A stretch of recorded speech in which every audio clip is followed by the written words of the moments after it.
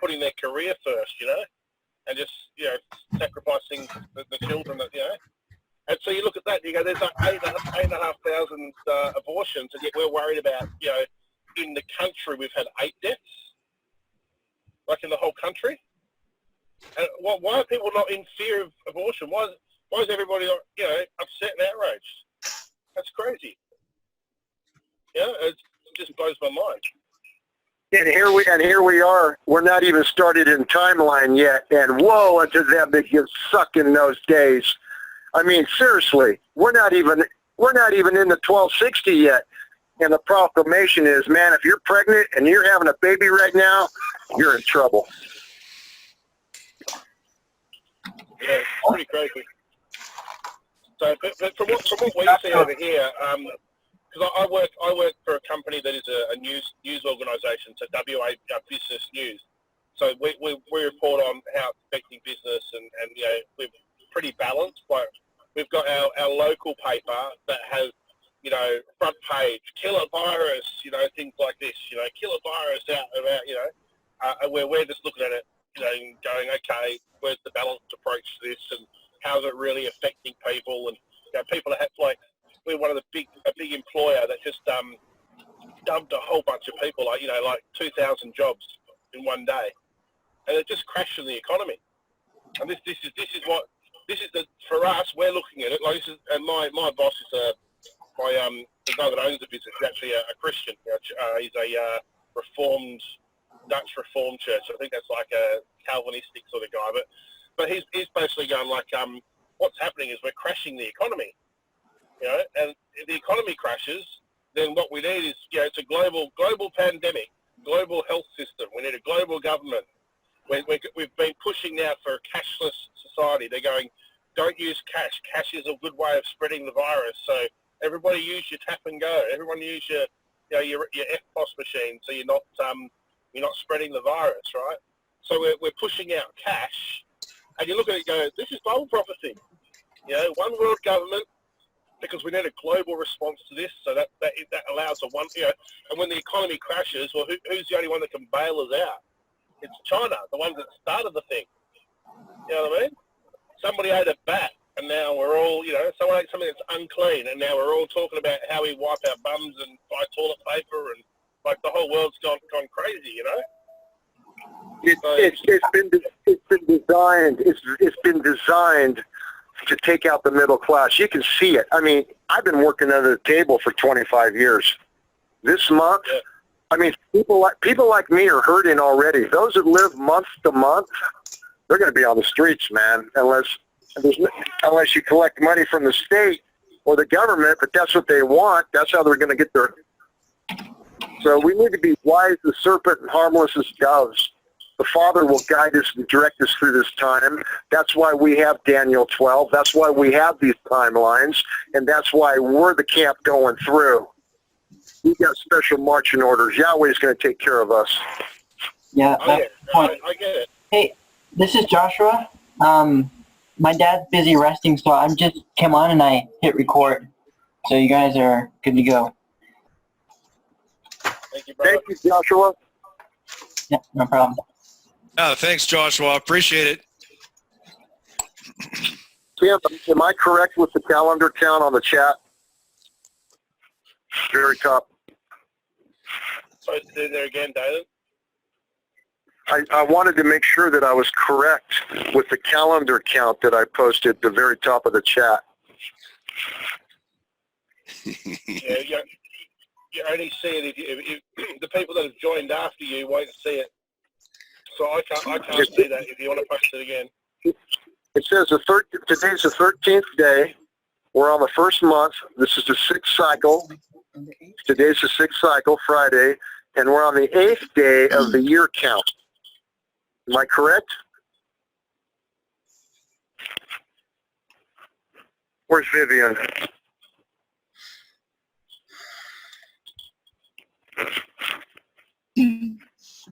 It's only been 8 days. We should not be losing track of our count yet, right, everybody? I'm saying 8. I'm going to look at Vivian's calendar. No, it's the Make 8th sure. day. That's right. Yeah, eighth day for you guys, 9th day for me. So who's I going got to it right. who's going to volunteer to open this up with prayer tonight? We need to have a volunteer to speak to Yahuah for us all in this panel. Do we have a volunteer? Nobody. I'll do it. Just hang on, Danon, hang on.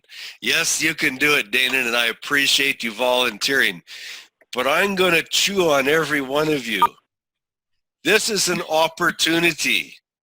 This is a opportunity to speak to our Creator on behalf of this panel. So, man, I hope, Johnny, I see your hand. You can close out this prayer, or you can close out this session tonight because Danon already offered.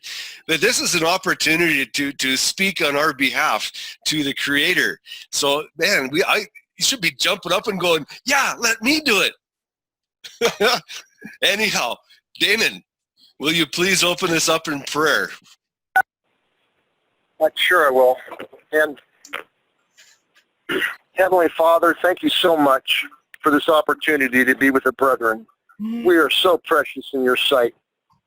You have purchased us and bought us. Just a wonderful, wonderful Savior to allow us to be here on the web today, Father. I pray that you will please anoint the teachers and bless them, cause them to have the Ruach. And Father, we rebuke Satan in your most powerful name from any destruction on the web today, any interference whatsoever. And Father, I pray that you would block these frequency waves from the New World Order and the Ashkenazis who are watching us and taking note of everything that we do.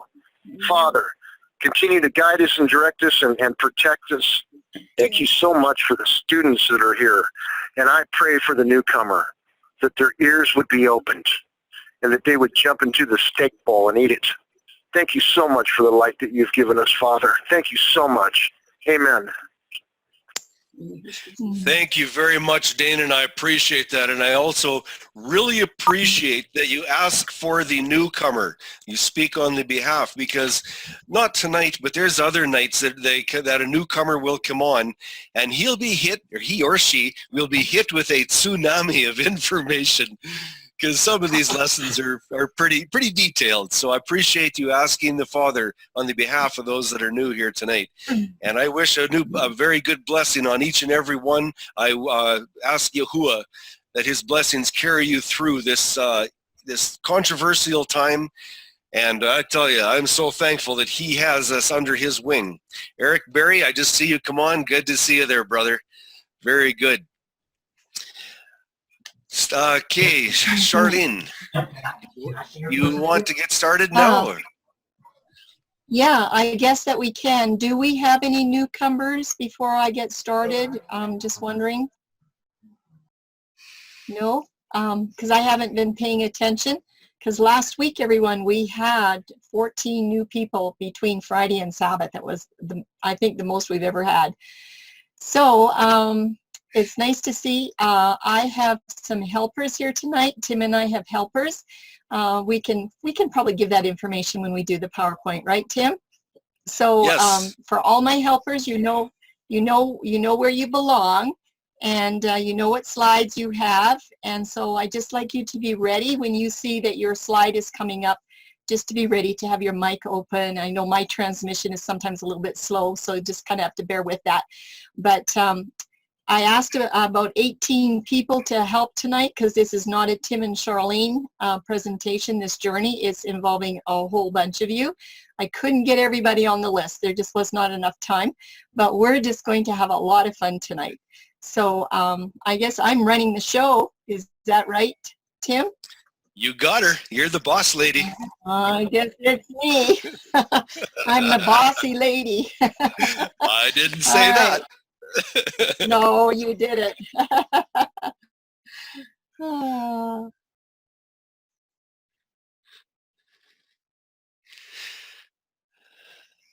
Okay. Looking All good. right, everybody, we have a new look tonight. There we are. Oh, you know what? We forgot to welcome everybody. Tim, we forgot to welcome everybody. We Do can have to still do that. that. Go back and, okay, that means I have to stop the share. So we need to do that introduction and our hi, hello, and shalom and whatever. Yes, we do. Anyway, it's a normal practice.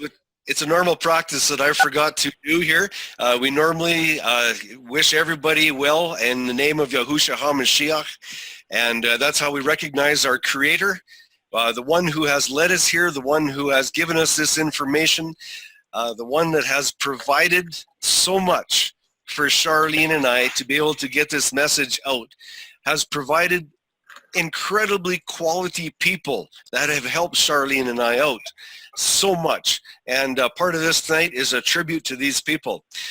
So what we usually do right now is we open up our mukes and or open up our mics and we give a good hello to each and every one. Shall we do it?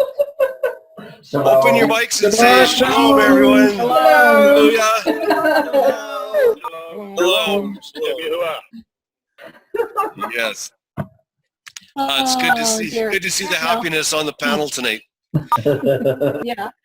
And everyone, this is just going to be a fun night. I don't know, we've got 58 slides and we have a lot of participants tonight, so there's not a bunch of heavy learning. This is just going to be fun tonight. So yeah, so let's just enjoy this night before Passover.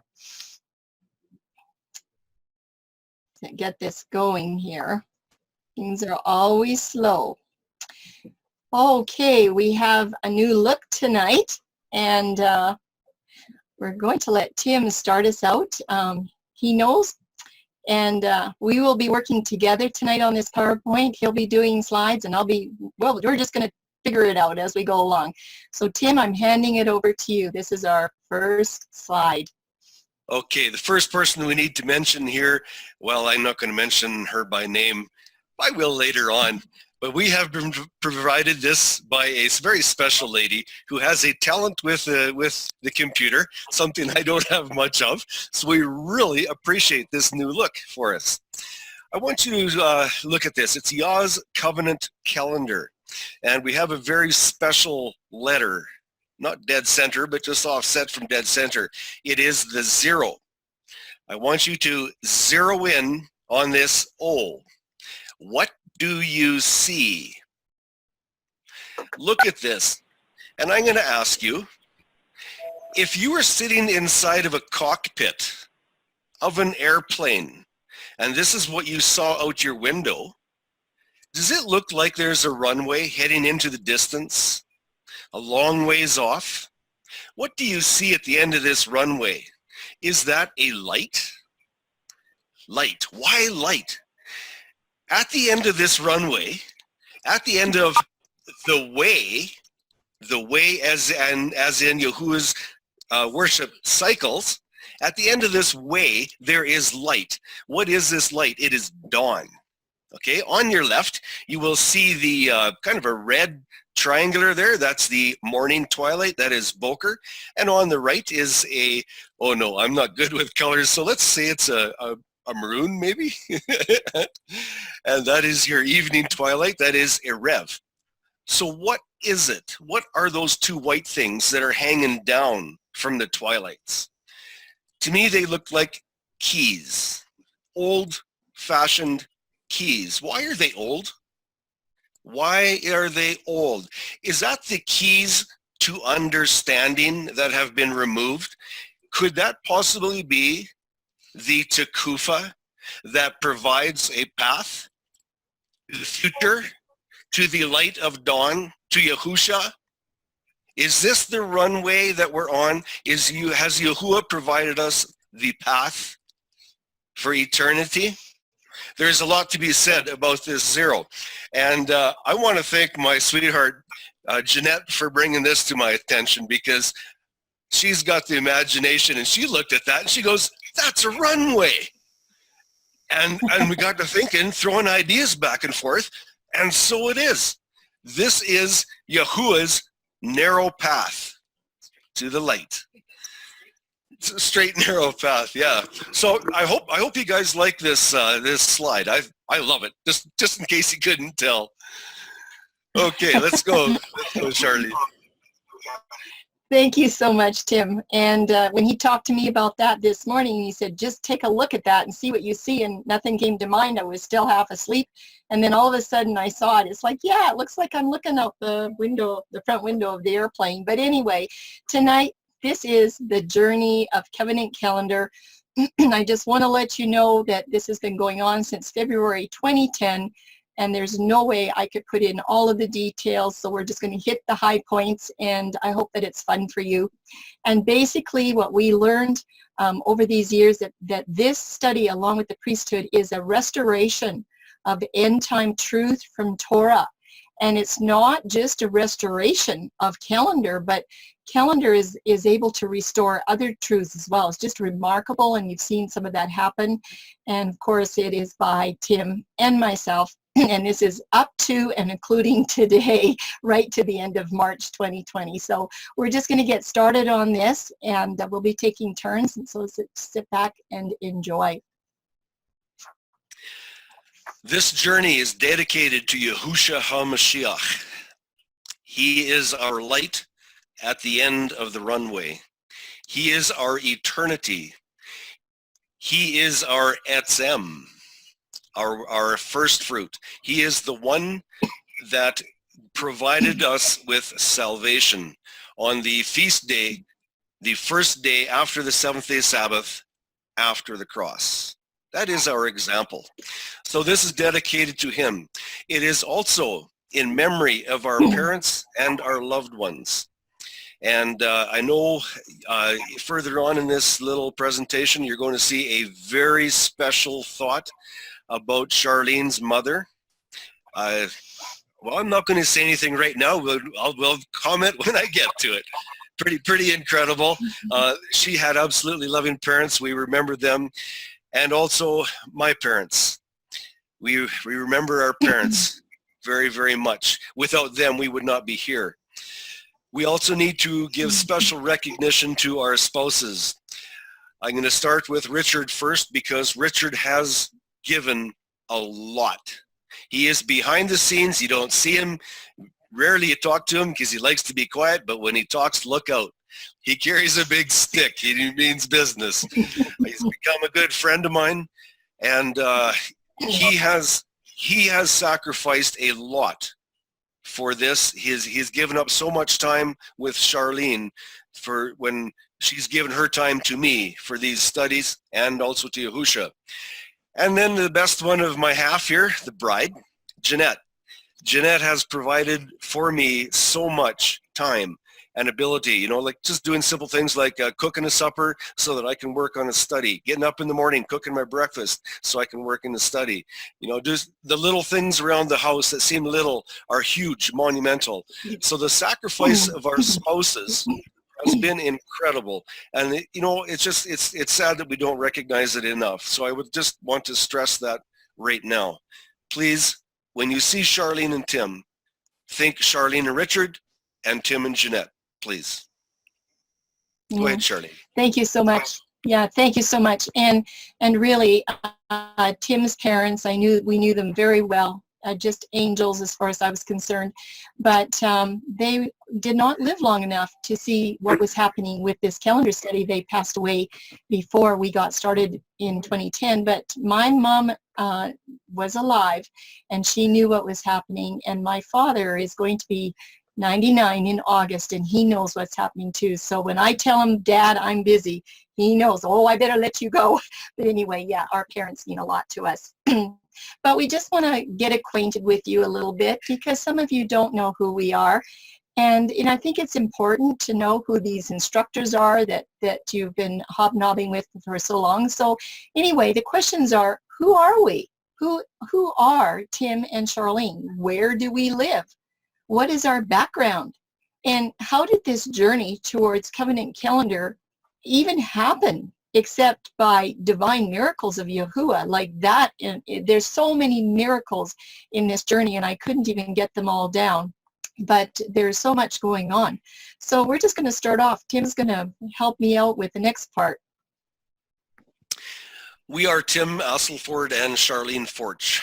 Both reside in Alberta and or BC, Canada. And it seems like we switched places because I used to live where Charlene does and Charlene used to live where I do. We kind of switched places there quite a while ago. Both have 5 generations of SDA roots. We knew how to honor the sunset day. A little story on my great-grandfather. Just before the 1900s, he was taking a railway train or a ride on a railway. He noticed a pamphlet in the railway station. He picked it up. It said Sabbath or Saturday or Sunday. He read this pamphlet, and on the train, he read the Bible as much as he could. I forget how many days. It was a week or something he was on the train. And he started out with a piece of paper. He drew a line down the middle, and he decided he was going to count the days that it said Saturday and the days that, or Sabbath, and the days that it said Sunday. He was a Sunday worshiper at that time. After the train ride, he was not. He decided he was going to worship the seventh-day Sabbath. And that's where I have quite a history of missionaries, pastors, and church leaders in my family. That doesn't mean anything to me in the fact that you shouldn't look at me because I have a history of that I'm anybody. I believe that's an individual choice with each person. So don't look at that as anything according to myself. But it's just that there's a lot of people that loved Yahuah in my family. Charlene, you want to go with this one? Yes, and for me, well, I do have an uncle that was a pastor most of his life, and but that was about it. We were just a very simple family. We had a simple background, and we just loved the church that we worshipped in. And Mom and Dad took us to church every Sabbath. Sunset was really, really something on Friday night, but we were just faithful. And Mom and Dad were not educated. They did not have the chance to go to school. They were just hardworking people. That was it. We just learned to work. That was it. Work, work, work. There was no time to read or study. What we did with our little Sabbath school lessons was about all the training that we had. So I just left some maps up here. You can see where Alberta and BC are in Canada. And then further on, I'm going to give you another picture of where we actually live right now in British Columbia and Alberta. So like Tim said, we do have roots, but it's very interesting that he was born and raised in the Anaheim Lake area, the West Chilcotin area. Anaheim Lake is right here where this star is. You can see Bella Coola kind of hidden under there a little bit. Tim, were you born in Bella Coola? I can't remember. Yes, I was born and raised in Bella Coola, sorry, as was my father. He was born and raised, born in Bella Coola and left shortly afterwards.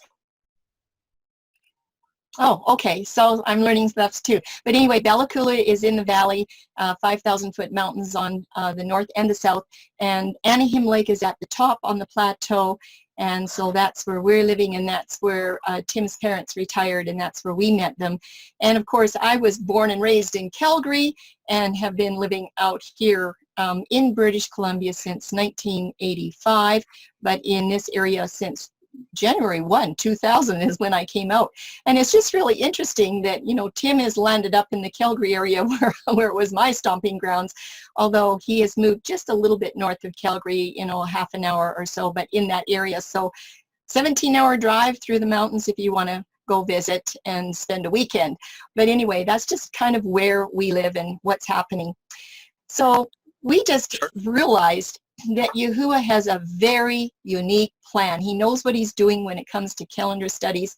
But, you know, in this study team between Tim and myself, we have similarities and we have differences. Now, you have to remember, we were not raised. We did not know each other. I can remember the exact day I met him in 2004, the very first time. But it's just incredible how Yah put us together. You're going to hear a little bit about that story. But we want to just make sure that you know that both of us were not educated in any of the man's schools of theology. In fact, a lady that mentored me for the Daniel book, she said, Charlene, you don't want to be educated in any of man's schools. You get your education in the divine university. I've never forgotten that. She said, Yahuah knows how to teach you. Well, she told me that way back in 2003. Guess what? She's right. But we were just born and raised in ordinary, simple homes. We went to ordinary schools. I went to a public school. And we just love Yahusha very deeply. And Tim, you're supposed to be doing the blue stuff, and here I'm doing it. I'm supposed to be pink, and he's supposed to be blue. So I'll try to behave myself. So Tim, Okay. why don't you go ahead with the blue? Okay, I'll say it again. Yes, we love Yahusha very deeply. I would like to take us back to when you spoke about observing sunset Sabbaths. I want to say that my father was an extreme stickler for being on time. If you were not on time, you're dead. Well, not quite like that, but it was that serious. When we go to church, if we weren't 20 minutes early, my dad was upset. And let me tell you, that was not good. He taught me to be on time. When sunset came, you were ready for the Sabbath, period. And if you weren't, we won't talk about that.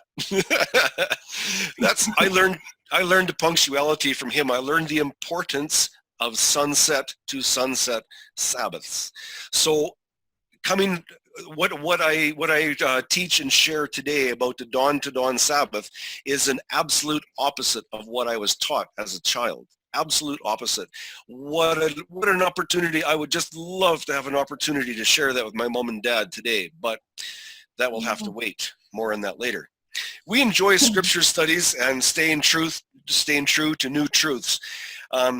We both, Charlene and I, we decided that if we're going to see something written in the scripture and we can prove it, that's where we are, that's where our heart will be.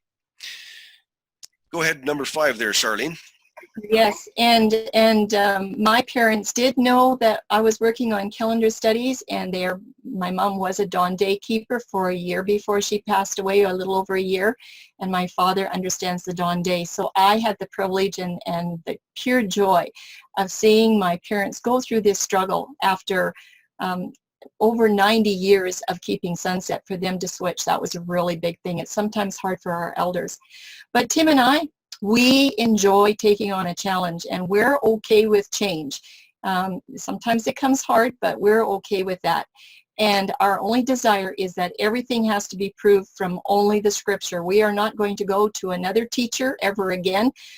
We were both pretty much trained, that the pastor has it right, and when he says the Jews know what day the Sabbath is and it starts at sunset, we just believed it, but we don't do that anymore. So we're trying to teach those that are looking at calendar studies to challenge everything, and that's always the best way to go.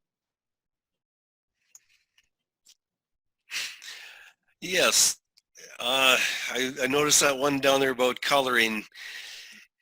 Well, let's get to that next. See a need to proceed with studies in order and detail. Well, it's a good thing that Charlene is helping me out, because she keeps me in order and she shows me detail. It's such a wonderful thing to work with. I'm male, of course, as you know, and then there's the female aspect of things. And when you bring these opposites together, sure, sometimes there's little gullies, and sometimes there's hills, and we have to learn how to go down and go up. But the order and detail, we've worked this out together. We've learned through trials. We've learned through arguments. Yes, we've had some pretty good arguments, and we've learned how to work these things out. We both love color, and I'm so thankful for that, because when I started writing, I got in trouble for putting so much color in my studies. And when I was a kid, we had a cabin up on a lake, and we'd go up there in the wintertime. It'd be minus 40 out. It'd be cold. And where would Tim be? I'd be inside. Mom and Dad bought me these, they call them doodle arts, and a great big poster, and they got a zillion little places to color, and each little piece had to be a different color. I don't know why, but that's just the way it is. You can see that in my studies today. My career, I'm a heavy-duty mechanic. Started when I was 18. Took a year to teach me, or to talk me into apprenticing. I didn't want to apprentice. I thought, maybe here 4 years. Who do you think I am? Well, I'm in my 40th year this year in the same place. So that's kind of different. I've had lots of very, very deep, extensive conversations with yellow machinery. Think about that. So let me tell you, when I started writing and I asked Charlene for help, it was kind of like she got hit with a tsunami, because when you talk with yellow machinery, you don't learn very much about writing or grammar or anything like that. And because I was a construction worker, my grammar was a little on the rough side, to say the least. Thank you, Charlene, for your patience working with me. Well, it just proves if you're a teacher or not. But I want to go back to the coloring books. You know, Tim got all those wonderful little doodle arts to color, and I just got a plain old coloring book. And I just remember complaining to my mom, even when I was older, you know, in my teens, that I never had enough coloring books. And she said, you had lots of coloring books. I don't remember. I never had enough. But anyway, we do both love color, and we just hope that you do too. My career when I was working was as a dental assistant. And of course, that involves extensive communication with your dental team and with your patients. And boy, oh boy, did we ever learn that if you don't know how to communicate properly in that dental team and with those patients, and if you're not charting exactly what is going on, you could all end up in a court of law and lose your jobs. So communication for me was a really big thing. So that was some of the differences. And you know, with Tim talking to yellow machines, and I'm very, very detailed, we had a lot of things to work through, and it did take some time. And Tim already mentioned iron sharpens iron, and I know that too. Do you want to add to that, Tim? Can't say it much better than that, but I know we've both ground a lot of filings on the ground together. Well, I know one thing, even though we've had some disagreements, because that's always what happens when you're breaking up new truth. He can't divorce me, and I can't divorce him. So we just make it work out. So it just happens to turn out that our differences give us independence, and that's a huge advantage over a team that would be married. It's like I don't have to submit to him because he's my husband, and he doesn't have to submit to me because I might file a divorce. So this is a really good team opportunity for Yahuah. We can have our independence, and I really appreciate that a lot. Tim listens to me, and I listen to him, and we go and sleep it over and start studying. Anyway, what else, Tim? Yahuah uses these differences in a very good way so many times in these studies. I have been studying something, and I come at it from, well, I'm a male, so I come at it from one direction. Charlene's a female, she comes at it from a different direction. And the interesting thing is, it comes out to the same answer at the end. It's absolutely incredible. We've discovered this so many times.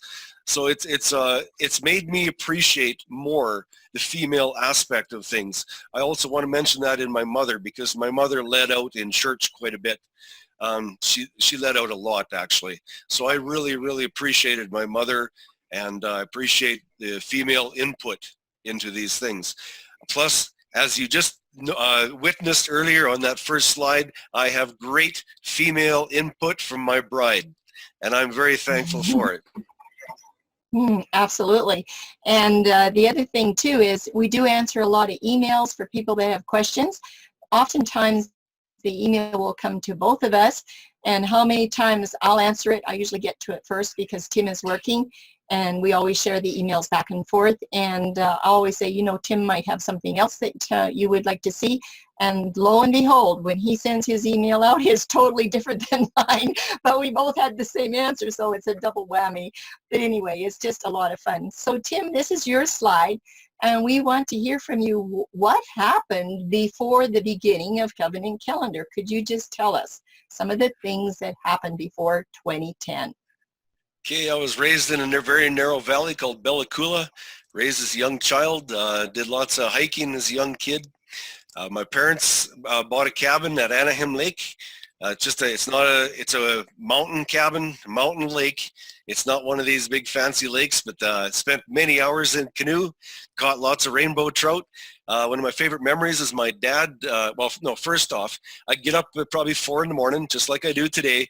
I'd jump in the canoe, I'd head out there, and there'd mist coming off the water. I'd look across the lake, and I'd hear this plop. And oh, there's a fish. You can see the ripples on the water. There goes the canoe. There goes Tim. And I'd be fishing away in the morning, and then I'd hear Dad.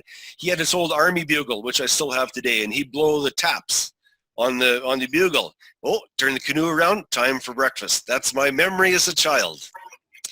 2003, ventured to the back row of the church. My life had fallen to pieces. It was in a great tailspin, and I had no control. It hit the bottom, and I decided that, you know, maybe I best check out church, because I had gone the farthest thing from it. I was raised in a public school. I was the only Sabbath keeper there, and I did not want to be different. I wanted to be as everybody else. So I did my best later on in life to be like everybody else. And now I cherish being an individual, and I'm so thankful for that experience now. Back then I wasn't. But anyhow, I decided to go to church because I knew that's where I had to be. So 2004, I began to read the Bible again, a little bit at a time, just because it was there and because I knew that's what I had to do. Not because I enjoyed it, because I knew that's what I had to do. So I was coming back. December 2005, my mom was very, very sick. Long story short, I left her on December 25. I wasn't following Yahuah closely at that time, but I was in the hospital with my mother. I said goodbye to her on that day, knowing I would never see her again, literally. And I promised her that I would see her one more time. I know where she is. I know where she was going, and I knew what I had to do to see her. So that promise involved coming back to Yahuah. I knew that, and that's the promise I made. So I started coming back to Yahuah. I started reading. I started studying intentionally. Yeah, that was intentional to change my life's priorities. 2006, my dad was so excited because my dad knew Charlene and Richard very, very well. Both mom and dad did. Charlene had written this book named Daniel. My dad was a proofreader by trade, a printer and a proofreader when he was young. He loved this Daniel book. He ranted and raved about it. He gave me one. That book was very instrumental in bringing me back to Yahuah because it is so incredibly detailed, and I could understand it. Really, I could. It was absolutely incredible. So that was very instrumental, and I must thank Charlene for that in a big way. I was returning to my Sabbath roots. As I was studying hard, Charlene gave me a challenge. She says, do you know about the feasts? Okay, and realize I was raised as a Seventh-day Adventist, a very strict Seventh-day Adventist. My father had a pastor's education, but he did not pursue it because he stuttered. And so we studied the Bible for at least 20 minutes before breakfast. Otherwise, you didn't get to eat your porridge. It was that simple. Study before breakfast. So I was raised on that. And I come back to this study of the Bible, and Charlene says, do you know about the feasts? I says, what's that? I'd never heard about the feasts. She goes, oh, well, I'll send you some material. I said, yeah, okay. Well, let me tell you, when she sends you material, look out, because you're going to have an armful. I immersed my study in that. I dug in deep. I spent many hours with a little, one of those little Walkman things in your CD, back and forth, back and forth, back and forth, going through the scriptures back and forth, learning the feasts. I was convinced. 2007, Mom and Dad moved from Anaheim, or Dad moved from Anaheim Lake to Calgary. Mom had died, as I said. Dad had to come live with me. I was terrified because I did not get along with my dad. Not. I left home when I was 15. I could not stand being around my dad. But Dad had to come live with me. I was terrified. The best 2 years of my life, literally. The best 2 years of my life. Was it hard? Yeah. Yeah, there was some pretty hard times there. But it was great. I sure appreciated learning to get to know my dad. Getting to know my dad helped me get to know my Heavenly Father much better. It was kind of like opening a door. It really was. It was great for me.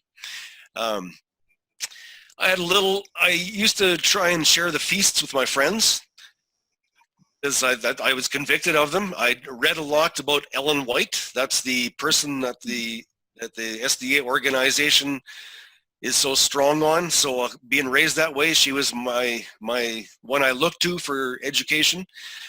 And I read everything that she had on the feasts, and I tried to share it with my friends. Nobody would listen. I'll talk more on that later. 2008, just before Dad died, he hadn't spoken to us for about 3 or 4 days. He was in the hospice. He was going, and I was talking to my sister Sally over his bed, and I put my fist down on the bed, kind of not forcefully, but as a firm gesture. I says, I believe in the feasts, and I believe they are valid today, and that they need to be observed. Well, my father, who hadn't spoken to us in 3 days, said, I believe as Tim does. That was a shock. Sorry, that was shocked. I had no idea that my father knew about the feasts. It was great. It was great. My sister and I praised Yahuah for years to come. We still do. 2009, I moved to Nicaragua. In that time, I was studying 10 to 12 hours a day. I simply could not get enough. It was that simple. I could not pull myself away. I had to study. I was documenting and writing everything I could study. And I had the stark realization that the feasts could not be proven from Ellen White. My God had failed me. And when I say God, I was taught that you were to, if you wanted to understand the Bible, you go to Ellen White. Well, when I realized that I couldn't prove the feasts to other people through Ellen White, I stopped all study for 2 weeks. I closed my Bible and I didn't look at it for 2 weeks. It shook my ground. It messed me up badly. And then in 2 weeks' time, I decided, well, this is no good. I can't do this, because I knew this wasn't right. But I remembered the words that she wrote, and this is paraphrasing. Put down my writings until you understand the Bible first. So I decided that was something that I should do.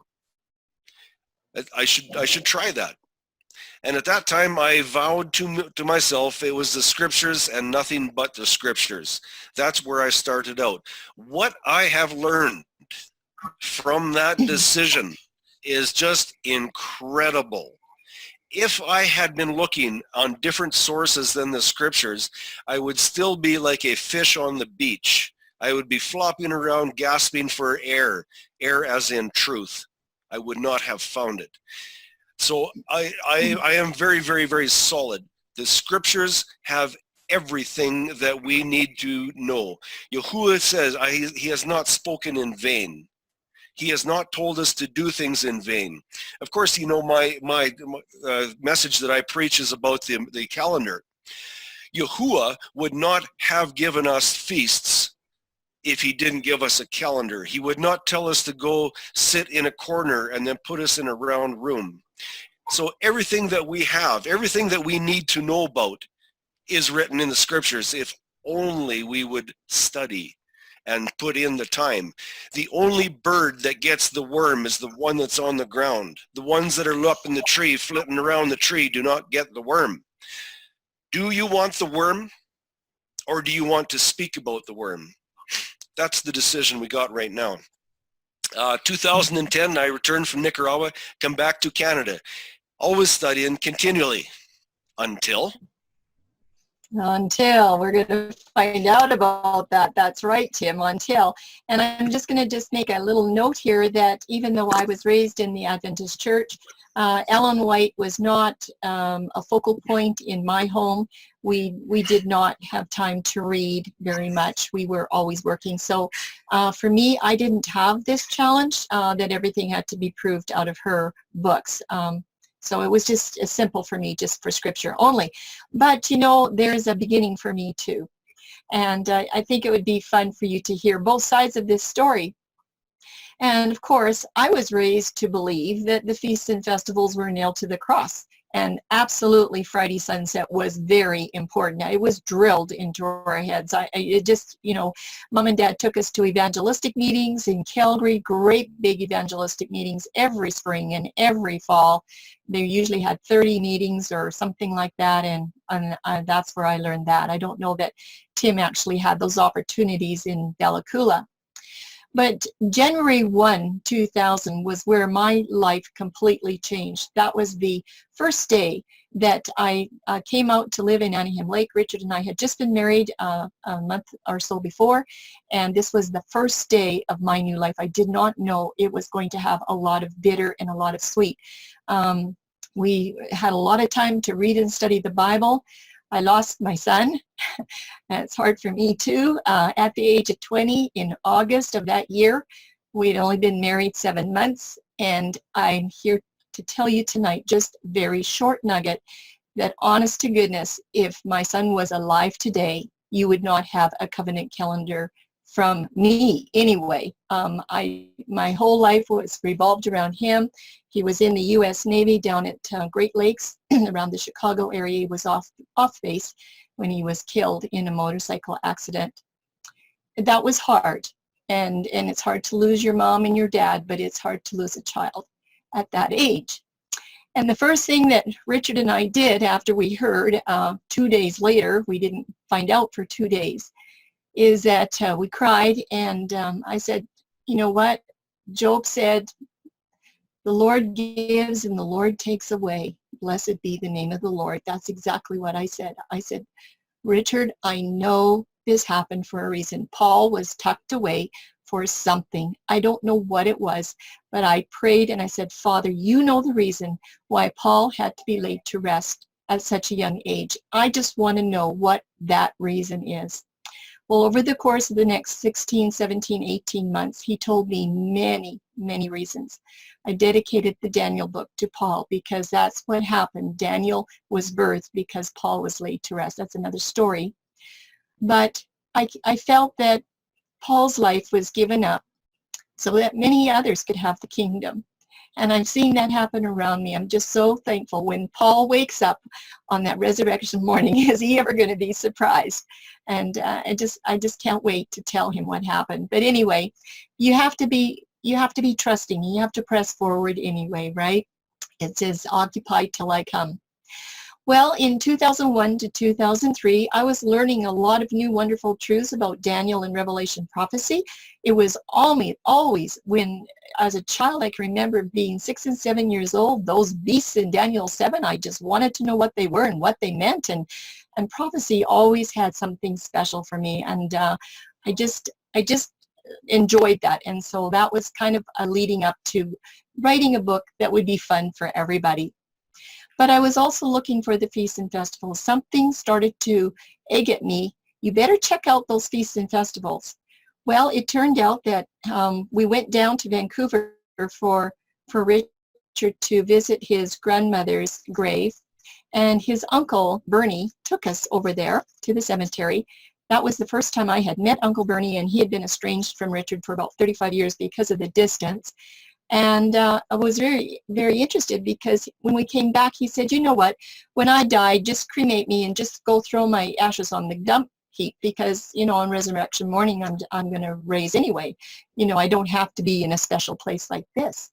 And he said, we're just sleeping anyway. And I said, oh my goodness, you believe that? And he said, yes. And so I knew that the Worldwide Church of God believed that.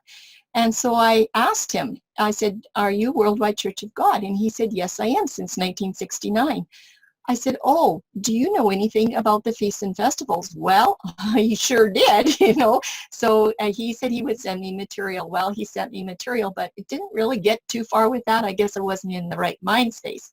But anyway, in 2004 was the year that we met Tim at his parents' place. And we were there many, many times on Sabbath. We had many, many wonderful times with his mom and dad. And they just always said, please pray for Tim. Please pray for Tim. Well, we were. And guess what? we are praying differently for Tim now that he has enough energy to do these studies. But just wonderful people. They were just like parents to Richard and I. And we were so blessed to meet Tim. Also met Sally, had no idea that Sally was a daughter to them, and we had met Sally and her family way back in 1980 when our children were just little, like 3, 4, and 5 years old in Sabbath school. So now I know that. It was around 1994 or 5 that I had a dental assisting a practicum student for 3 weeks in the dental office, and come to find out around 2006 or 7 that was Tim's other sister, Buffy. And so here I actually came in contact with the family in many different ways, but we finally all met in 2004. But it was in 2004 when I was still searching, and someone said, well, if you want to know about the feast, why don't you get Samuel Bakioki's books? He's written one on the spring feast and one on the fall feast. I said, okay, that's what I'll do. I had heard Bakioki speak in person several times in different places in BC and Alberta, and I really enjoyed him. But you know what, everybody? I could not get through those books. He was a professor, a doctorate of theology, and I just... his writing was just like way over my head. I just couldn't get through those books. Anyway, from 2004 to 2006, I got busy and I published a Daniel book. And one of the things that we did before we even got started is Richard and I promised that if we found any new truth, that it was going to go into that book. Now, I didn't write the book for Adventists. It was not written for the pastors and the leaders of the church. It was written for anybody that wants to just have fun and know about Daniel. So I wasn't writing the book to please the Adventist denomination, but I really did know that if that book found its way into Adventist hands, that there could be trouble, double trouble. But we said if there was anything that we found that was true, that the church wasn't teaching, it was going in that book, and it just didn't matter. Well, guess what? There was 3 areas. 3 hot spots, and the feast was one of them. Well, how did that happen? I'll never forget the day. It was February the 2nd, 2006. It's called Groundhog Day up here. It was a very memorable day. It was the day that changed our lives completely. We had friends coming through at night in February at 7:30 at night. It's dark. My husband was in town. He told me, don't open the door for anybody, because we do have natives out here, and sometimes they come to the door and they're kind of tippy. So he said, don't open the door. Well, the doorbell rings at 7:30. Oh my goodness. Well, I went to the door, and finally I guess the people thought I wasn't really sure if I should open it or not. And Tim knows who these people are. They were Peggy and Eli. And they were on their way home down to Bella Coola, and they were stopping for a drink of water because they still had 2 more hours to go down that big hill. And they just spent just a few minutes. And as they were walking out the door, Peggy handed me a little tiny book. And this book was one of those books that Tim had come across many, many years before. And well, the next morning I was doing my devotions, and this was actually supposed to be the first day on the 3rd of February that I was actually proofreading my book to get it to the printers. I'd already made arrangements for the printer.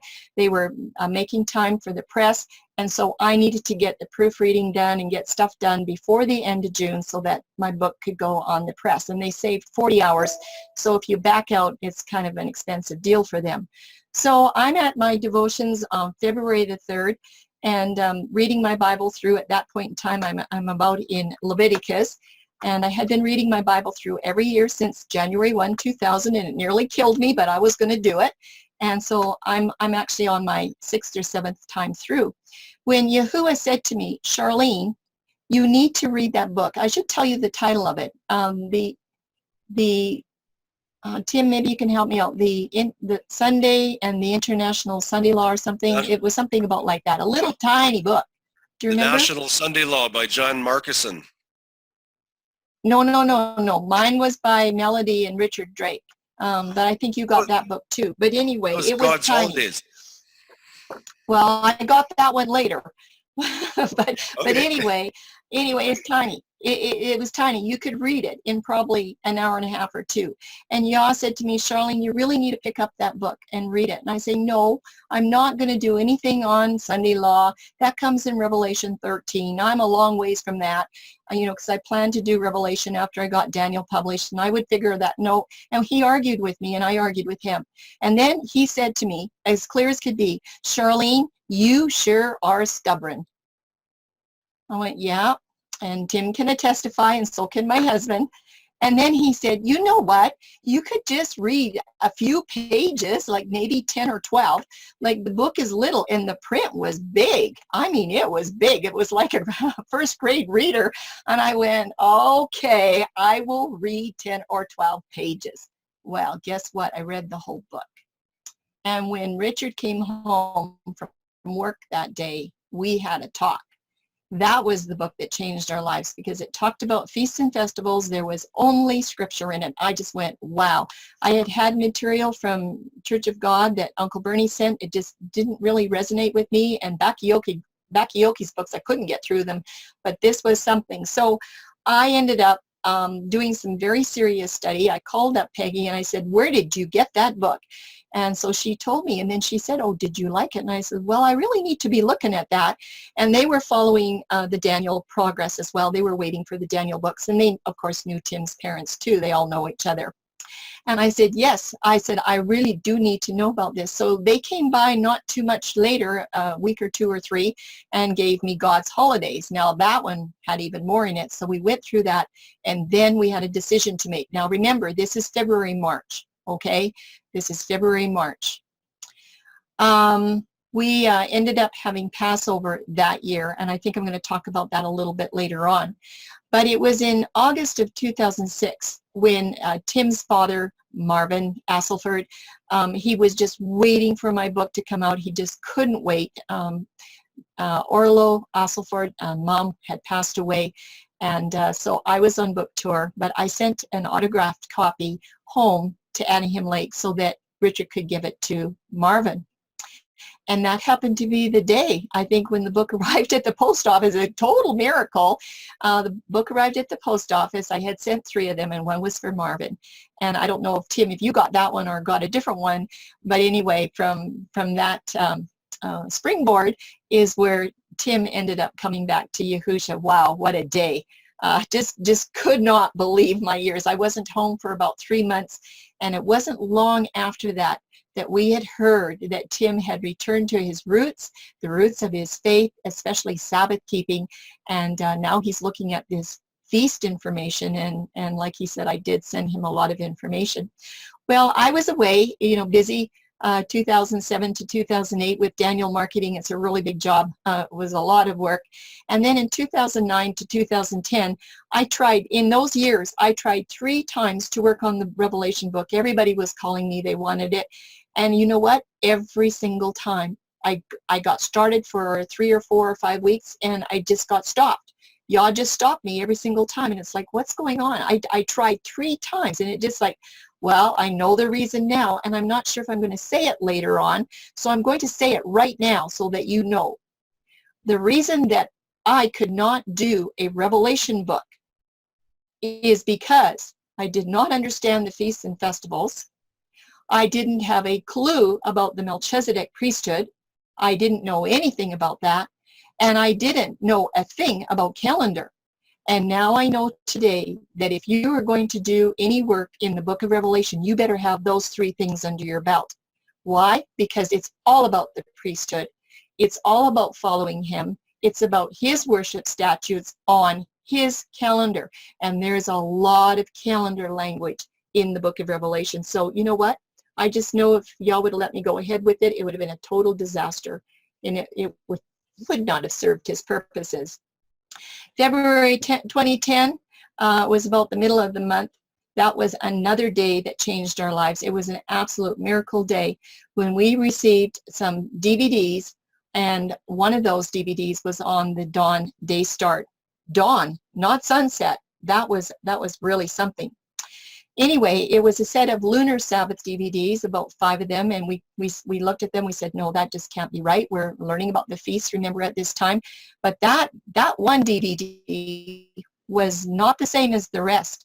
And then something happens next. I wonder what it is. Tim, can you tell us what happened next? Yeah, that's quite the story. When Does a Day Begin? Presented by Lunar Sabbath teacher Troy Miller. This was the day start message that was the tulip in the onion patch. Charlene sent me these 5 DVDs. It says, Tim, we've really missed something on here about the Sabbath. We really need to look at these DVDs and find out if there's truth. Well, it didn't take me very long to find out it was a lunar Sabbath, and I had already been working with a very special person about the lunar Sabbath, getting her to help get her off the lunar Sabbath. When I saw that, where did these discs go? In the trash. Gone. Out of here. I don't want no part of this. So that's what happened to this message that was sent to me. February 2010, Richard and Charlene, they sent me the Dawn Day Start, and it was only 5.5 hours in these DVDs. Are you supposed to be doing this one, Charlene? Well, yeah, let me go ahead, Tim. Yeah. It took us 5.5 hours to get through this 90-minute DVD. We were absolutely shocked at what we were learning. We were total disbelief. I think we wore out the pages in our Bible that day. And I looked at Richard. I said, I can't believe it. I can see it. I just can't believe it. And we shared this DVD with quite a few people. I sent it out to quite a few people, including Tim, because I knew he was studying. And I really thought he would be interested. And everybody else replied to me and they said, oh yeah, it's truth. Yep, they accepted it, no problem. They didn't study, they didn't fast, they didn't pray. They just said, yes, it's right, and they switched. But where was Tim? He was so quiet. I waited about 3 months. So February, March, April, May. Okay, I waited about 3 months, checked to see what had happened. Oh, yeah, you're right. It was because of that lunar message that DVD got thrown out. And Tim, I don't remember I don't know if you remember what you said to me, but I said to you, well, where is that DVD? Do you remember what you said to me? I don't remember the exact words, but I'm sure it said I threw it in the garbage and wanted no part of it. Well, yeah, he did, but he went, Charlene, I trashed it. I went, what? What did you do? Why did you do that? And then finally the truth came out. It's like stutter, stutter, stutter, But it was in August. Finally, I caught up to him in August, and he agreed that he would look at this DVD. Please send it again. So in short order, I sent it, and I got a phone call like as soon as he got it that next Sabbath, and he called us at 1 o'clock, and he said, no, it wasn't at 1. He said he started at 1, just like we did, and it was 5 o'clock, and he said, you're just blowing my mind, Charlene. It took me 5 hours to get through this DVD. Like, what's going on here? Well, Tim, do you want to carry on?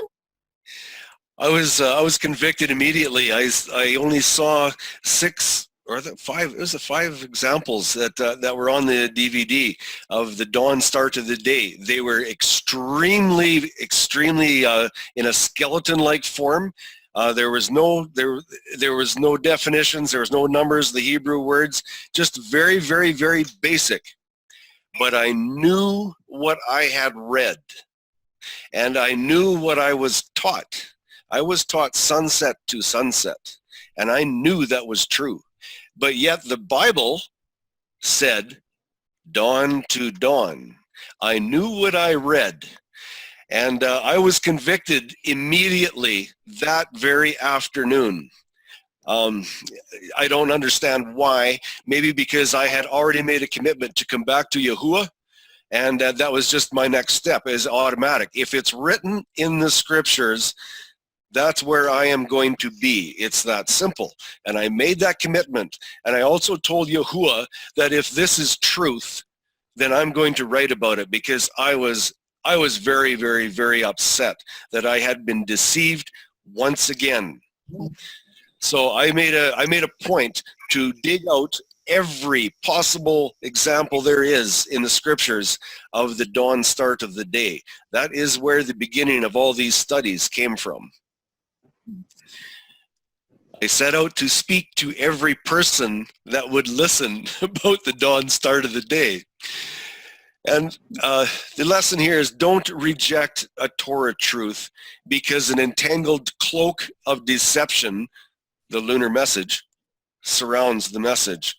We must dig in and look. It doesn't matter who tells us the message, even though it's sometimes really, really hard to understand or hard to listen to that certain person. I believe Yahuah has given a lot of people truth, and it is our duty to search it out, dig out this truth from the scriptures, see what the scriptures say. Because if I had have let this lunar Sabbath message, if I had have let that get in my way, I wouldn't have known nothing about the dawn start of the day. So I just praise Yahuah that he had directed my attention to this, and I praise Yahusha that Charlene had a lot of patience with me because I wanted no part of it. Absolutely. And what we have found is, we have a lot of lunar Sabbath friends, very, very dear friends. But this is what we have found, everybody. A lot of them do keep the dawn day, not sunrise. They do dawn twilight, and they're very sincere about it. But when we've tried to share the dawn day with them, and they find out that this came from lunar Sabbath keepers and their teachings, they don't want anything to do with it. We've come across that so many times. They have rejected this truth because they do not like the lunar Sabbath truth. And that's really sad. I don't know. But anyway, we both had journeys, right? So, if you're just a Sabbath keeper, just a plain weekly Sabbath keeper, there's no reason for wanting to understand a biblical festal calendar if you don't know anything about the feasts and festivals and you've been taught they've been nailed to the cross. So if you're just like we were, ordinary Sabbath keepers, we didn't have any knowledge that Yahuah had a calendar in the scriptures. If you go and ask any Sabbath keeper today, what they know about Yahuah's calendar, they'll probably look at you and say, I've never heard of it. But anybody that keeps the feast will know something about the calendar.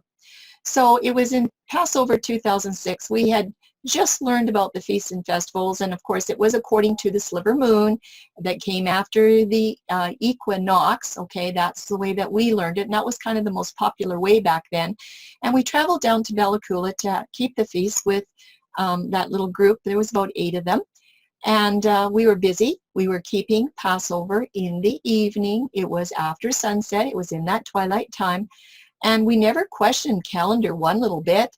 Our mentality was that our feast keeper teachers ought to know, what's right and what's not. So we never questioned anything.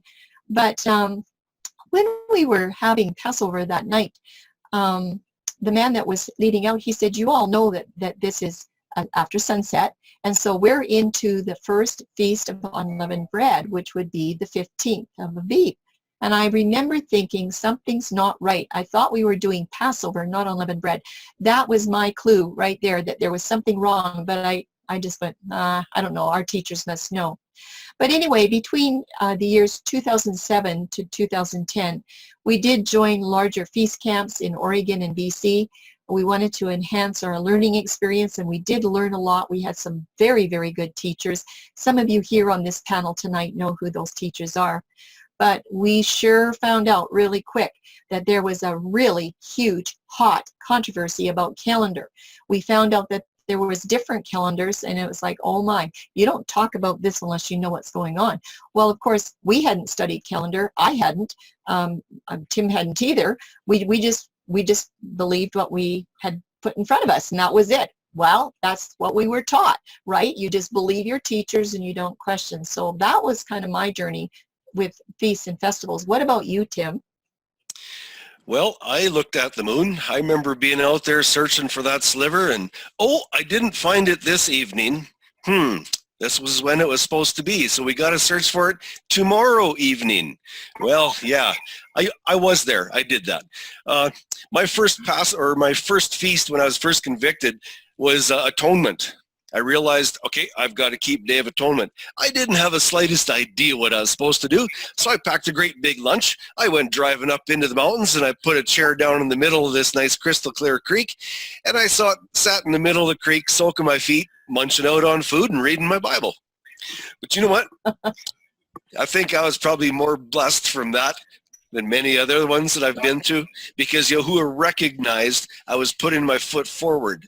He just kind of winked at what I was doing and says, hey, he's moving forward. And if we're not, it's just like a vehicle. If the vehicle is not rolling forward, it cannot be steered. And if you and I are not moving forward, we cannot be given direction by Yahuah. We must be moving in a direction. So that was my first actual feast. Sukkot 2009. First gathering with a large feast in BC using the same sliver moon month calendar. I had no idea about calendar. I didn't realize there was a calendar controversy. I was just following my leaders. Let's look for the moon. 2010 Passover and Shavuot. There was a rededication and a rebaptism. That was for my mom, because I had made that promise I was going to see her again. So I knew I had action that I had to do in my life, and I was set to take it. August 2010. Everything about Scripture Day Start changes our lives. The beginning of a full-blown calendar study, even though we did not know it. That day I told you about there that I studied that DVD and I was convicted on the dawn start of the day. The very next Sabbath, I observed the dawn to dawn Sabbath. Was I uncomfortable? Greatly. Massively uncomfortable, because I knew, quote unquote, that it was sunset to sunset. So making that change required a lot from me. But I did it, and I was blessed immensely from it. Thank you, Yahushua. And I decided to research and write while Charlene worked on Revelation. And I want to tell you, I had to chuckle because I needed so much help. I couldn't write nothing. It was just absolutely disastrous, believe me. And I call Charlene, can you help me with this? Okay, well, I'm writing Revelation, so I'll give you an hour. Okay, so I'd send it over and she'd help me. It'd take her 3 or 4 hours to sort out my mess. Next time, Charlene, can you help me with it? Okay, well, I'm working on Revelation, so I'll set it down and help you for an hour. Well, maybe that one would take a weekend, and it kept, Charlene, I had to laugh when you're saying she had trouble with Revelation. Yes, you had trouble, because Dawn kept getting in the way, praise Yahuah. Go ahead, next one, Charlene. And this is where we're different. Tim and I are very different. He saw the Truth in the Dawn Day DVD, and he kept it that very next Sabbath. Not Richard and I. It was like, no, we're going to make sure. I'm here to confess that we did not completely switch over for 21 months, everybody. 21 months. We were keeping it from Friday sunset to Sunday morning, and we were just going to make sure we hit it one way or another, and that's how long it took us to make our journey. So when I see people stumbling and having trouble accepting the dawn day, I know exactly what it feels like. It was very, very difficult to make that switch. At the very same time, my parents were not in agreement, my mom especially, and I just felt that I was letting her down so bad. Now, Tim didn't have that because his parents were already resting, but my parents weren't, and I took a lot of flack from them. I'm going to tell you about that in a little bit. But yes, I had decided that I was going to work on Revelation come whatever, and it just didn't pan out. So, Tim, can you give us a start here as we launch out into the rest of this study? This is a short story about the miracle journey. Yes, those two words are right. A miracle journey. It has been little miracles here and there, stepping stones the whole way. And it's a miracle journey of the baby truth that was nearly aborted by me and a garbage can and has now grown to have its own life. Yeah, I threw the dawn day out in the garbage can. Can you imagine that? Can you really, really imagine that today? Yeah, I did. This is the overview of this journey coming up. Yeah, from February 2010 to March, right to today. So this is going to begin with an appeal. I couldn't write down all the details. I've been keeping a journal, and this journey is filled with so many miracles that we would have never, ever experienced had we not been willing to say, here we are, Yahuah, send us. is filled with a lot of resistance from the enemy. You have no idea, in many different ways, with every evil intent, that these messages are not going to go out. He shot us down so many times. Our best friends tarred and feathered us. They just threw us in the dump heap. And it was just trying to keep going, took everything we had.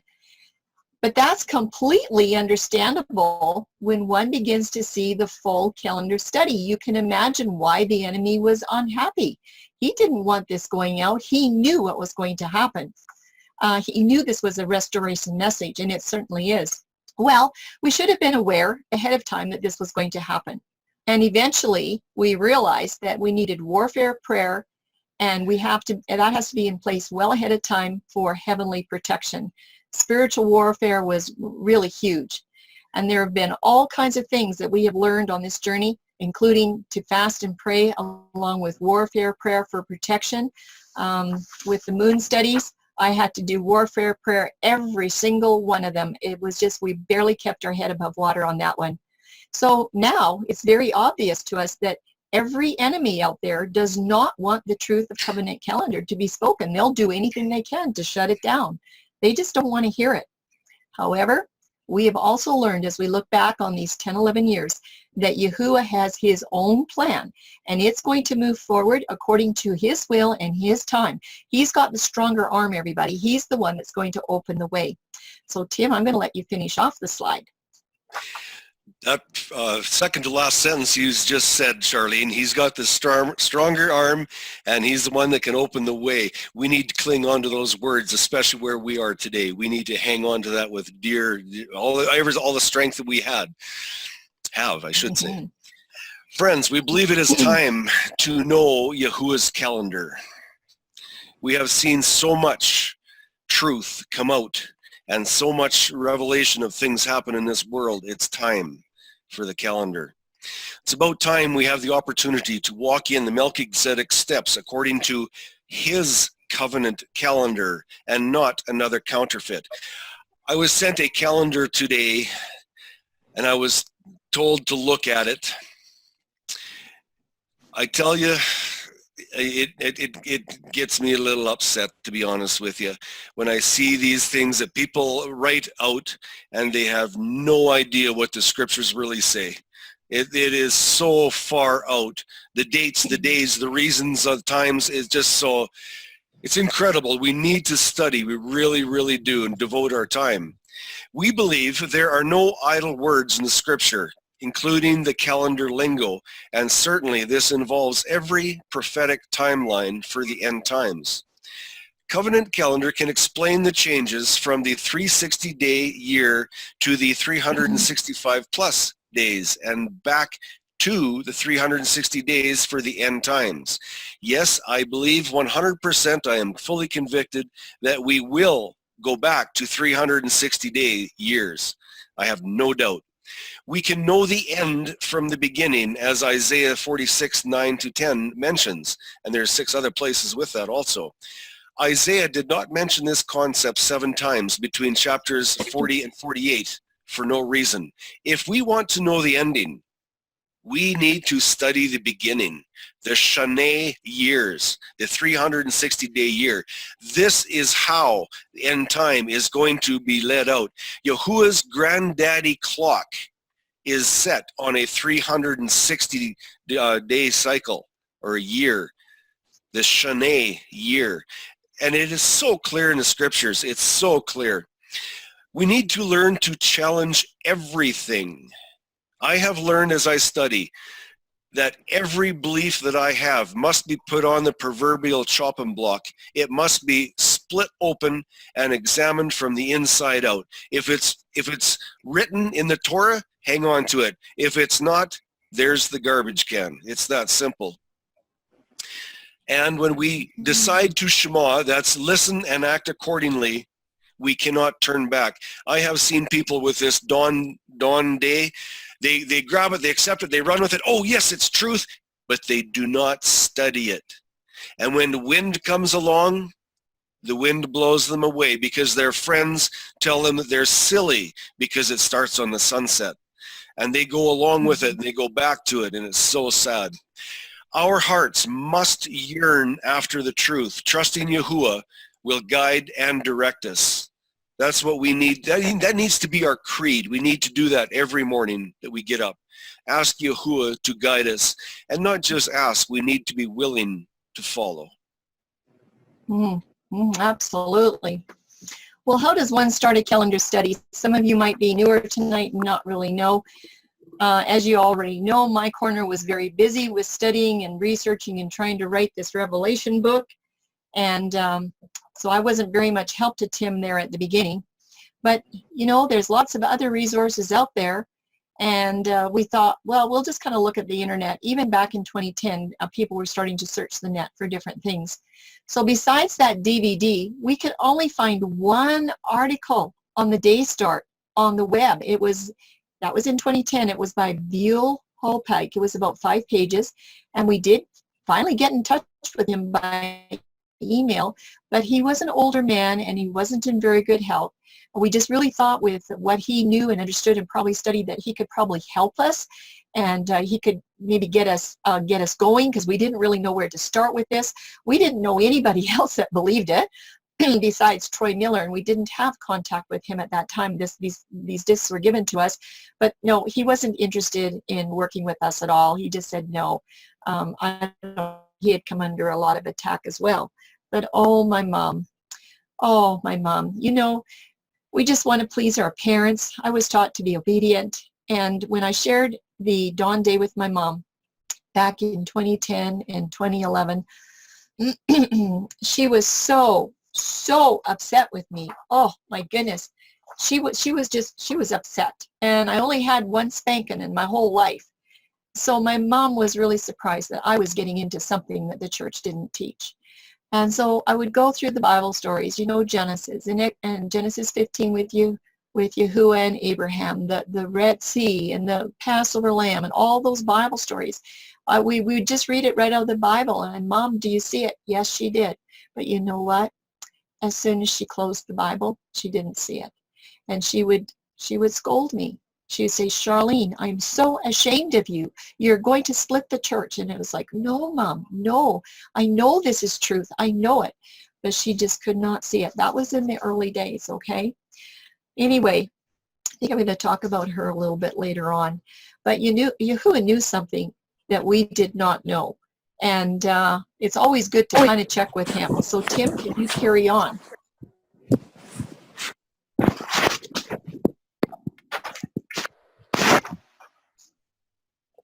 You need your microphone open, Tim. I'm waiting for all that noise to disappear. There's a mic that's open here. Shannon, if we can close your mic, that would be really good. Okay, now, we're going to be talking about your mother farther on, aren't we, Charlene? So I'm going to leave my comments. I think so. Yeah. 2010-11, decision was made to go ahead and begin research, basically with only the scriptures and using the Hebrew and the Greek definition. There could be nothing else. We had to speak as the original authors intended. As I said, I moved to Nicaragua at one point in my life, and I tried to learn Spanish. And I realized that when you go from one language to another, there is things that you cannot say. It just doesn't happen. And I realized that. So I realized I needed to get back to the Hebrew. I needed to understand what the original authors originally intended for me to understand.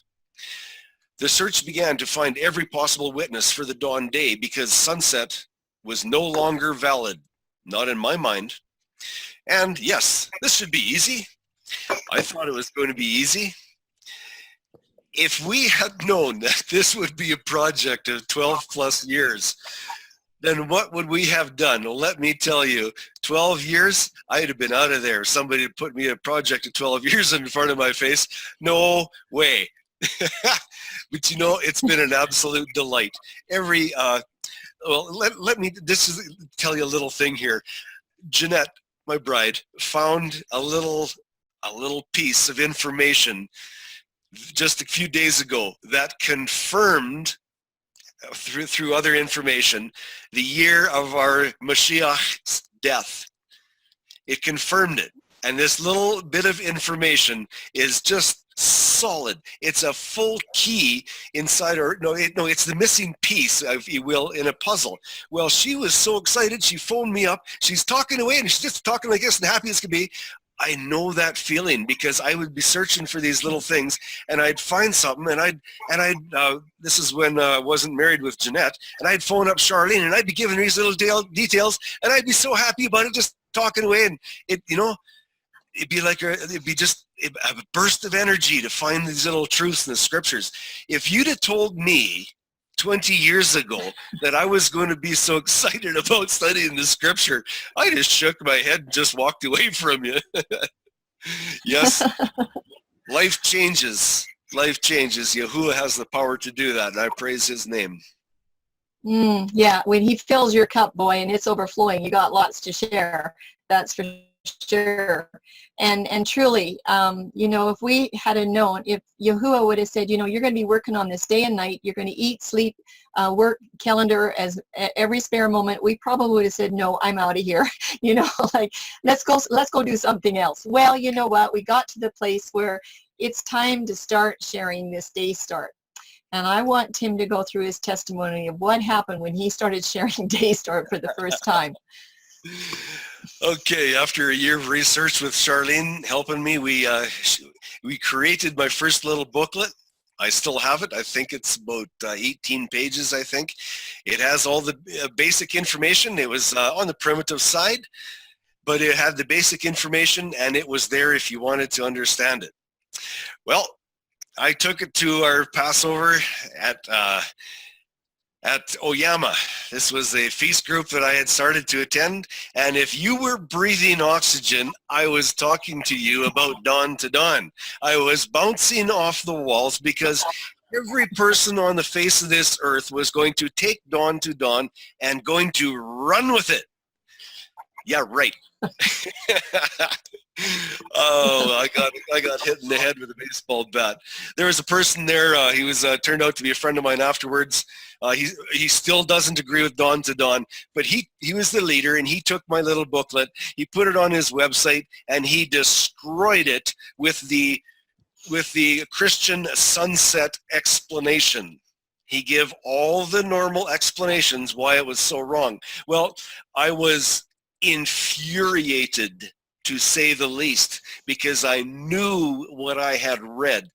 I looked at one of his pages on his website, and there was a little straight line and two little marks on it.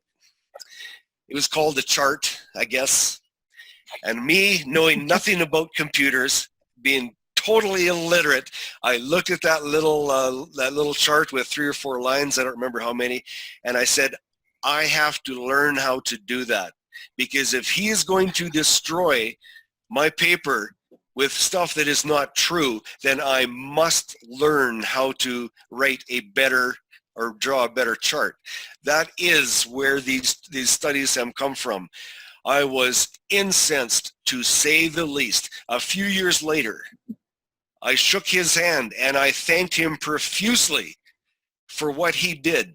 And I meant it from the bottom of my heart. And his jaw hit the floor, of course, because we'd had some pretty strong words between us. But yeah, I'm so thankful for that. Yahuah brought him in front of my path. That is why these studies are here today. Yeah, absolutely. And little did we know that Yahuah knew something else that we did not know. He knew that we needed to have a lot of resistance, a lot of humiliation, and a lot of rejection in order for these studies to be thorough and presentable. There was a lot of learning still ahead, and many times of heartache and frustration. You have no idea. But anyway, Tim, what is this? Rejection, it will either make you dig in or give up. Is that really true? You got her. There's no other choice. It'll either make you stronger or it will weaken your bones. And we were not giving up. No, not yet, not ever. Truth is a quest, and we need it. To me, it's like oxygen. I need it. It's important. I need to know what Yahuah has told me. I need to know that. Yes. So let's get busy with this journey. You know a little bit about us, and you know what the struggles that we've been through. So why don't we get going, because we've got a while here on these slides. But Tim, can you start us off, and I'll help you out. August 2010 and September 2012, I was studying and researching and writing. I found lots of evidence on this that the sunset was false, and the simple dawn day charts were prepared and shared freely with unexpected results. And again, Charlene helped me a massive amount with my writing skills because I simply didn't have any. Oh, it was kind of cute. But I had learned many years before, between 2003 to 2004, that it's really important to teach with charts. I'd learned that from my mentor that helped me with Daniel, and she told me that if you build charts and there's a mistake in what you're studying, the chart will show it to you. And I went through that with the Daniel book. And so I said, we got to build charts. And I think Tim probably said, oh my goodness, you know, well, Ray had that little tiny chart and he doesn't even know how to use a computer, but we managed, and guess what? We're building pretty good charts these days. But it was September 2012. I remember it was Labor Day weekend, and Tim called me up and he said, Charlene, I really need help. Like, I need a lot of help. I am not writing very good papers. Everybody's like burning me at the stake.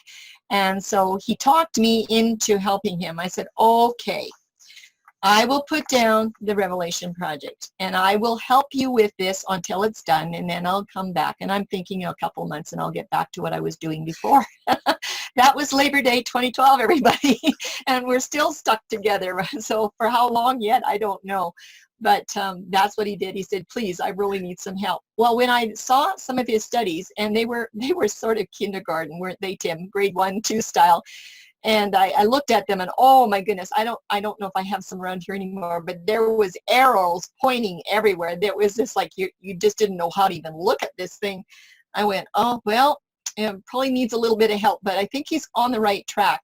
So that was when I said to Tim, and I hope I'm not out of order here, I said, you know what, Tim, when the Sabbath keepers see these dawn day studies, you know, when we get them put together, they're just going to love it. Like, I was positive that, you know, all of my Sabbath keeping friends and family would just love it. Now, we had switched over. We had switched over to the dawn day. It was October 2011. It was around Day of Atonement. So we had already been doing this for a year, and we were just so blessed. And I was just positive. And Tim said to me, you really think so? Oh yeah, they're just going to love it. Well, it didn't really work out that way, did it, Tim? No, not at all. No, I've lost many friends. I've lost family members because they just do not want to hear about that lunatic Tim and his dawn day. They don't want anything to do with it. So I use only the scriptures and I stay true to the Hebrew definitions. These studies had to be done in order from the beginning, from Genesis. I remember my first writing in Genesis, I think it was about 3 pages. And I did not understand Genesis. It took me a long time to work that study out. It was difficult. But wow, the profound base in Genesis 1 is absolutely incredible. And Charlene told me that we must proceed through each book in order of chapter. And of course, Charlene's my mentor, and I'm going, yeah, okay. You know, she had to build a fence around me because I was bouncing off the sides, you know, but she kept control of me.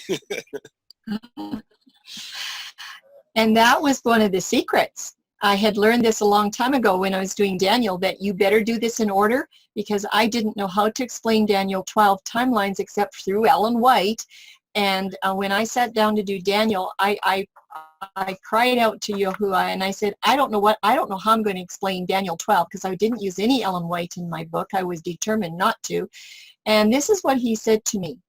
Charlene, I want you to start in Daniel chapter 1, verse 1. And I want you to work through each verse in its order in that chapter. And when you're finished with chapter 1, then you start on chapter 2. Now, I know who you are, Charlene. I know you want to start with Daniel chapter 7, where all those beasts are. But I'm telling you, I want you to go in order every verse. Don't skip a single verse. And I said, well, why? And he said, because when you get done, you're going to know how to explain those timelines without anything except for the book of Daniel. And I went, oh, really? You know what? That's exactly what happened. So I learned early on that it's important to do things in order.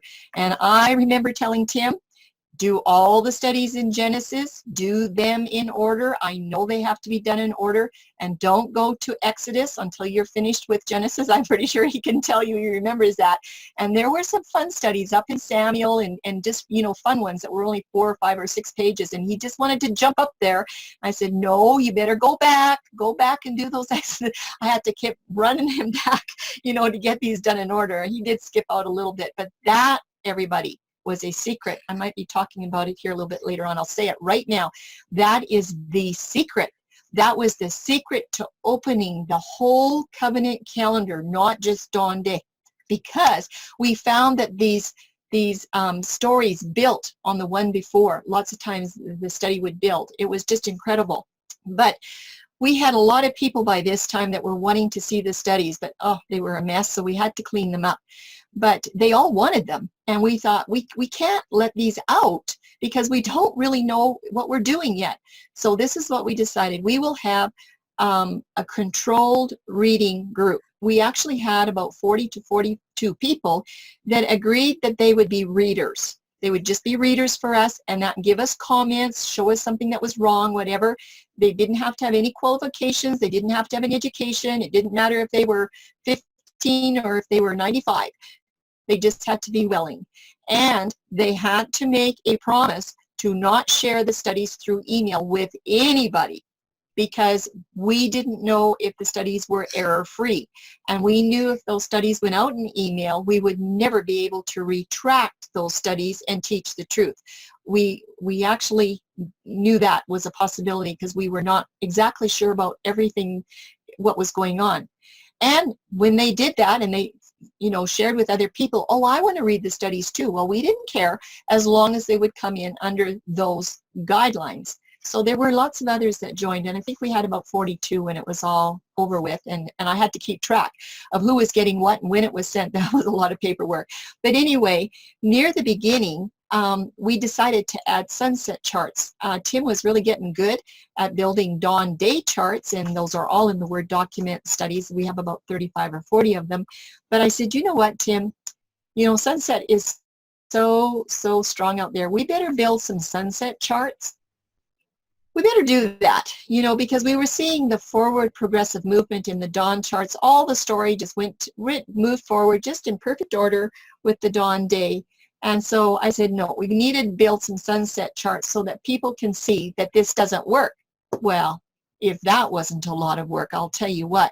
But we did. I think just about every one of those dawn day studies has sunset charts, and you cannot prove the dawn day with a sunset chart. It's absolutely impossible. Remember what my mentor told me, Charlene, build charts, because if there's something wrong with it, the chart will show you. And we learned that lesson a lot. So we really encourage people to build charts. And along the way, we were learning calendar hermeneutics, little by little and bit by bit on, you know, how this calendar study was to be conducted, because we didn't really know too much. And it was after about 18 months or so, somewhere in there, and maybe about 25 to 35 studies were done. The readers, by this time, they saw that the dawn day was absolutely truth. They were begging us that we would let them share this information. So that program, it continued till about the spring of 2014. But it was time that we set down those study guidelines, and we needed to stick with them, and we still use those today. But we need to be very careful about assumptions, because many assumptions end in bitter disappointments and scars that go really, really deep. And we had to learn we couldn't assume a single thing. It was in September 2012, is what I had said to you, upon very serious editing of several dawn day studies that this excitement rose very quickly, that we just really thought that every sunset keeper, all of our friends and our family were just going to love us to death for finding this truth. And no, they didn't love us to death. And Tim, do you remember those blue words, how you said them to me? Yes, I said, when you said that this truth was going to really just take off and go, I said, do you really think so? Oh, and I said, oh, sure, I know it. You know, and I know there's people here on this panel tonight that were with us at this time. Oh, sure, they're just going to love it. But you know, the bitter came before the sweet. And guess what, everybody? Our wait was at least another 5 years. We had a long time to wait before we were going to see any fruit. The Dawn studies start to see some acceptance. It was around January 2013. I ended up meeting up with another person from Vancouver Island, from Canada here. And first this is from New Zealand. They had received a Daniel book of mine, and they had asked me a question.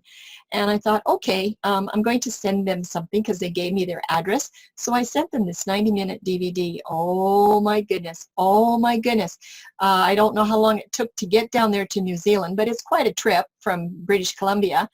And as soon as they got that DVD, they emailed me immediately. And this is what they said. This is a miracle. They said, thank you so much for that DVD. This couple had been, a young couple, had been studying this subject privately, all by themselves. They had found the Dawn Day truth. They had a brother in the United States that was seeing it, but they thought they were the only 3 people in the whole world that had found this discovery. And I sent them this, and it was just that morning, before they picked up the mail, that they were praying and they were fasting and saying, Father, please give us some indication that we're on the right track. And when they went to the mailbox and got the materials that I had sent them, and they didn't know it was coming, they just went, that was it. It was like incredible. Also had lots of study time on the phone with another man from Vancouver Island, who had told me that he was down in the Caribbean or somewhere and had converted 4 Jewish synagogues over to the Dawn Day. I've lost contact with him.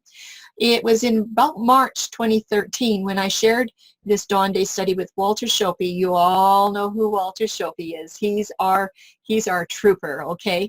And he took the message to Germany that Passover. And they did not like it. We're going to hear the end of that. They were not very happy with him. And he had been over there many times for the feast, and he's done some wonderful studies, and they just loved it. But this one they did not like. I need to tell you about my mom. It was in February 2013 that I heard some really good news. When we started redoing these studies in September 2012, I think there was about 7 or 8 of them that were done. And I had asked my mom, I said, Mom, would you just read the studies? And she said, yeah. She said, I'll read them. I just went, wow, that's kind of interesting. So as we would get them done, I would send them out to her. And it was probably one every 2 or 3 weeks, but there was about 7 or 8 of them. When she called me one day in February 2013, this was about a year before we realized how sick she was. And she said, Charlene, I just went to the mailbox, I finished my work, and I sat down and read this paper. I don't remember which one it was. She said, you know what, you're absolutely right. The day does start at dawn. I could not believe my ears because, you know, for 3 years she had been scolding me quite a bit. But anyway, there was such a huge discovery when we actually came across those 2 commands of Moses in Deuteronomy chapter 4 and 17, and where he said, don't you dare look to the sun for worship or for service. So we knew we weren't supposed to look to sunrise. But we also saw that the moon was in those 2 verses as well.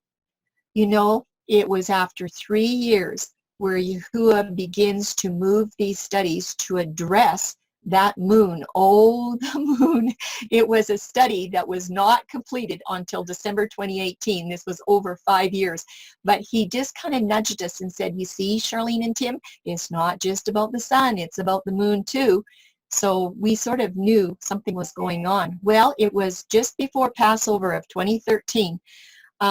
We had somebody contact the group at the leaders at Oyama, BC, from January, all the way from January, to say we really would like to have a couple speaking slots at Passover because we wanted to show what we had found. These were our friends, sort of, and some of them didn't like us too much. But anyway, we just wanted to have a speaking slot because they did hand out speaking slots for new studies. But you know what? They said, no, all the speaking slots are closed. Nope, there's nothing available, nothing at all. And that was trouble. So then they said they needed to have somebody that would do something for the morning manna that was at 6 o'clock in the morning. And I said, well, I would be happy to help with that. And I wasn't going to do anything about the dawn day or anything. I had some actual passion studies that I wanted to share just on the Passover theme. But no, oh no, there was no speaking slots open after I put in my request. I went, something's going on here. They don't want us speaking at all. But I did do studies with two other ladies for about a month or so ahead of Passover, and Janine, she saw it right away. My friend Catherine to this day still hasn't, bless her heart, she will one day, but Janine got it.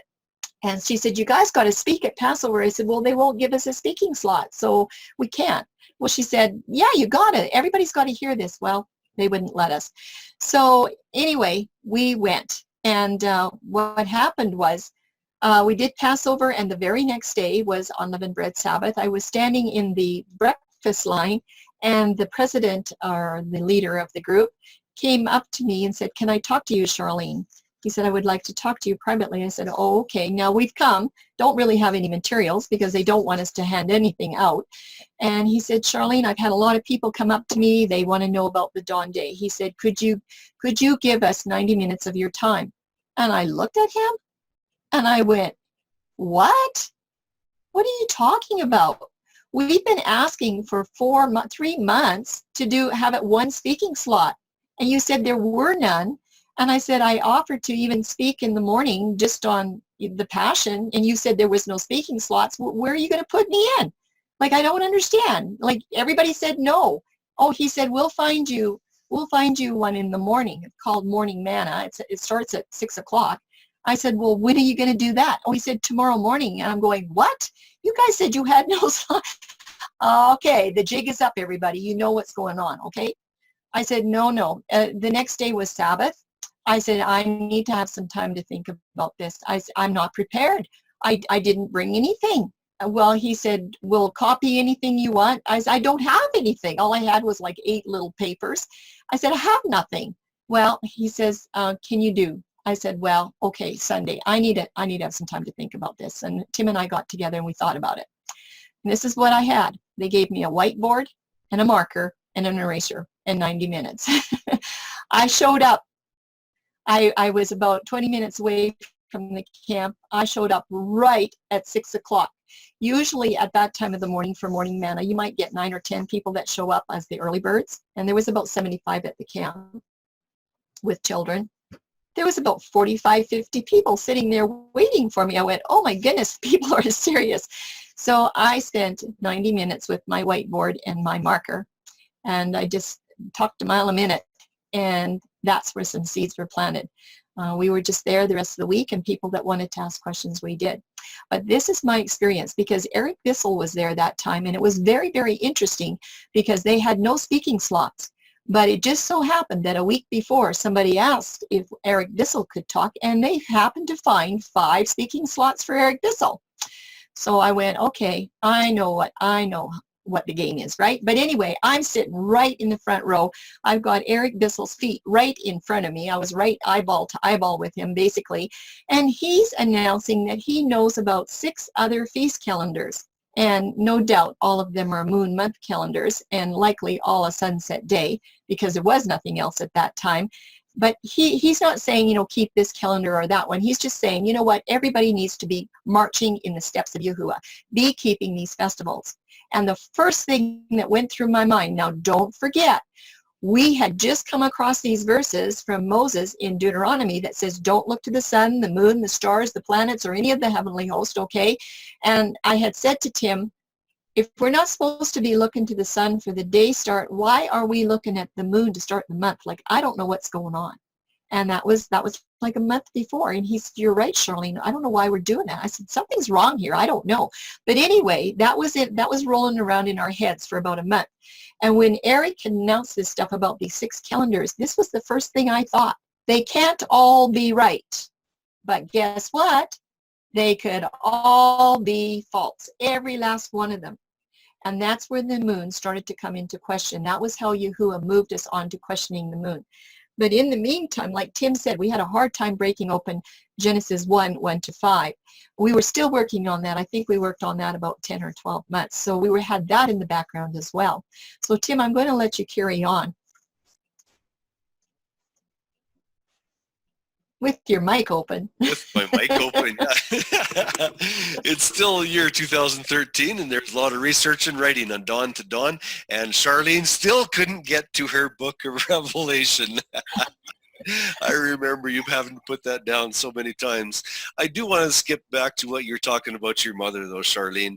I remember the day that you phoned me up just excited. You were beyond excitement that your mom actually accepted Dawn to Dawn. I will never forget that. Just like a little girl in a candy store. You were so happy. It was good. Okay, back to 2013. I kept receiving messages about the falsehood of the moon, and I disregarded them totally. Yes, Tim had an attitude. I just didn't want to hear about the moon. I was following the sliver moon. Don't tell me there's no moon because I saw it in the sky. Well, I kept getting these messages, kept getting them. But I kept also getting asked questions about the seventh-day Sabbath. Is the Saturday, the Gregorian Saturday, is that the real seventh-day Sabbath? So I decided, okay, well, I'm going to study in earnest and I'm going to figure this out. I need to know if the seventh-day Sabbath is Saturday or not. And yes, I am quite confident that it is today. I am absolutely solid on that. But in the meantime, this little message of the moon was in the back of my head. This little parrot was sitting on my shoulder saying, hey, what about the moon? What about the moon? And in the meantime, I was discovering bits and bytes about the falsehood of the moon, and I was just gathering information at that time, assembling it together and gathering, not writing, just searching it out. This team will search and will continue to the fall of 2016 on this information of the moon. Just gathering and figuring things out. Couldn't write about it because I didn't know. I wasn't convicted. And unless I'm convicted, unless I can prove it from scriptures, I'm not going to write it. So we come to the year of 2013. And Charlene, you can continue with this. Yeah. Yahuah just moved us ever so gently. He was just so gentle with us because I think he knew we were probably pretty tender, we were pretty raw, and it was just amazing how he guided the studies.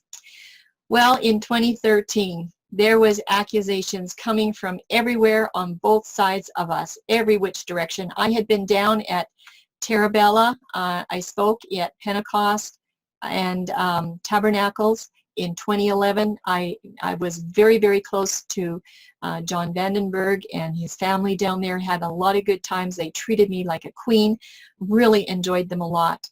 But it was January 17th that I got an email from his daughter that was kind of running the office. And she had heard that I was doing Dawn Day studies. Now, they had my Daniel series up on their satellite. They were showing it. They were getting a lot of wonderful positive feedback, and people were ordering books and really enjoying them. I think it was Danon that took the Dawn Day down to Terabella in 2012, and that's where I got into hot trouble and hot fire. Anyway, she found out that I was doing this, and she sent me an email, and she wrapped my knuckles raw, everybody, that Charlene, you know better than that. And this is what she said: Ellen G. White gave us the Sunset Sabbath, and you know it. So stop doing these Dawn Day studies and smarten up. And if you don't, I will take your Daniel DVDs off the satellite. Well, I said, I don't know if Ellen White gave the Adventist Church the Sunset Day. I don't really know because I never studied her books like that. I didn't know. So I said, you know what, I'm going to do some research and I'll get back to you. And I kind of figured 30 hours of research. I was on research for 450 hours for that year, up to December 10th, when I finally finished my research that could have been 800 pages. I condensed it down to about 240 pages. Yahuah actually took me from my home in Anaheim Lake, and you know where I live, and he took me on a journey clear across down to Idaho and clear across to Maryland. And I thought I was going back there to teach Daniel. That's what the arrangement was with Tom and Norma Jones. They were lovely, lovely people. I shared the dawn day with them. They just loved it. Some of you may know Tom and Norma. We drove day and night to get back there to do meetings on feasts and festivals, and she asked me to come and do some Daniel teaching. I went, oh, okay, that's good. Now, at the same time, my mother has not been feeling well. She's been sick. But she said, you know, I did need to come out and visit her again. I've been out there many, many times, so I went on this journey thinking that I was going to be doing some Daniel stuff. Well, guess what? That was not why I went on that journey. I had been questioned about the sunset Sabbath through some Ellen White quotes. And just before we left on this journey, I didn't know what to do with these quotes. They were from the last, I think, chapter 40 or 42 in Desire of Ages about in Joseph's tomb. There were 3 quotes in one chapter about the Sabbath starting at sunset. And we happened to be staying at a man's house, Richard Gonzalez, some of you know him, and we stayed there. And he was doing an incredible search on Ellen White writings. He was, this was 10 years already, finding how much her writings have been added to, taken away, changed, and all kinds. So he was talking till he was blue in the face with me on all the stuff he was researching for 10 years. And I wasn't interested in that because I don't read the books anyway, but I wanted to share the dawn day with him. It was about 2 o'clock in the morning, and boy, we were tired. But 2 o'clock in the morning, I said, Richard, I just got to ask you something. Does Ellen White say anything in her books that the day begins at dawn? Like anything? He said, oh, of course she does. I said, what do you mean? And he said, well, I'll show you where it is. It was one quote, but it's been nicely removed from her writings, and it's not there, right? Then he told me the history of the Desire of Ages, and I got an earful that night or that morning in the middle of the night.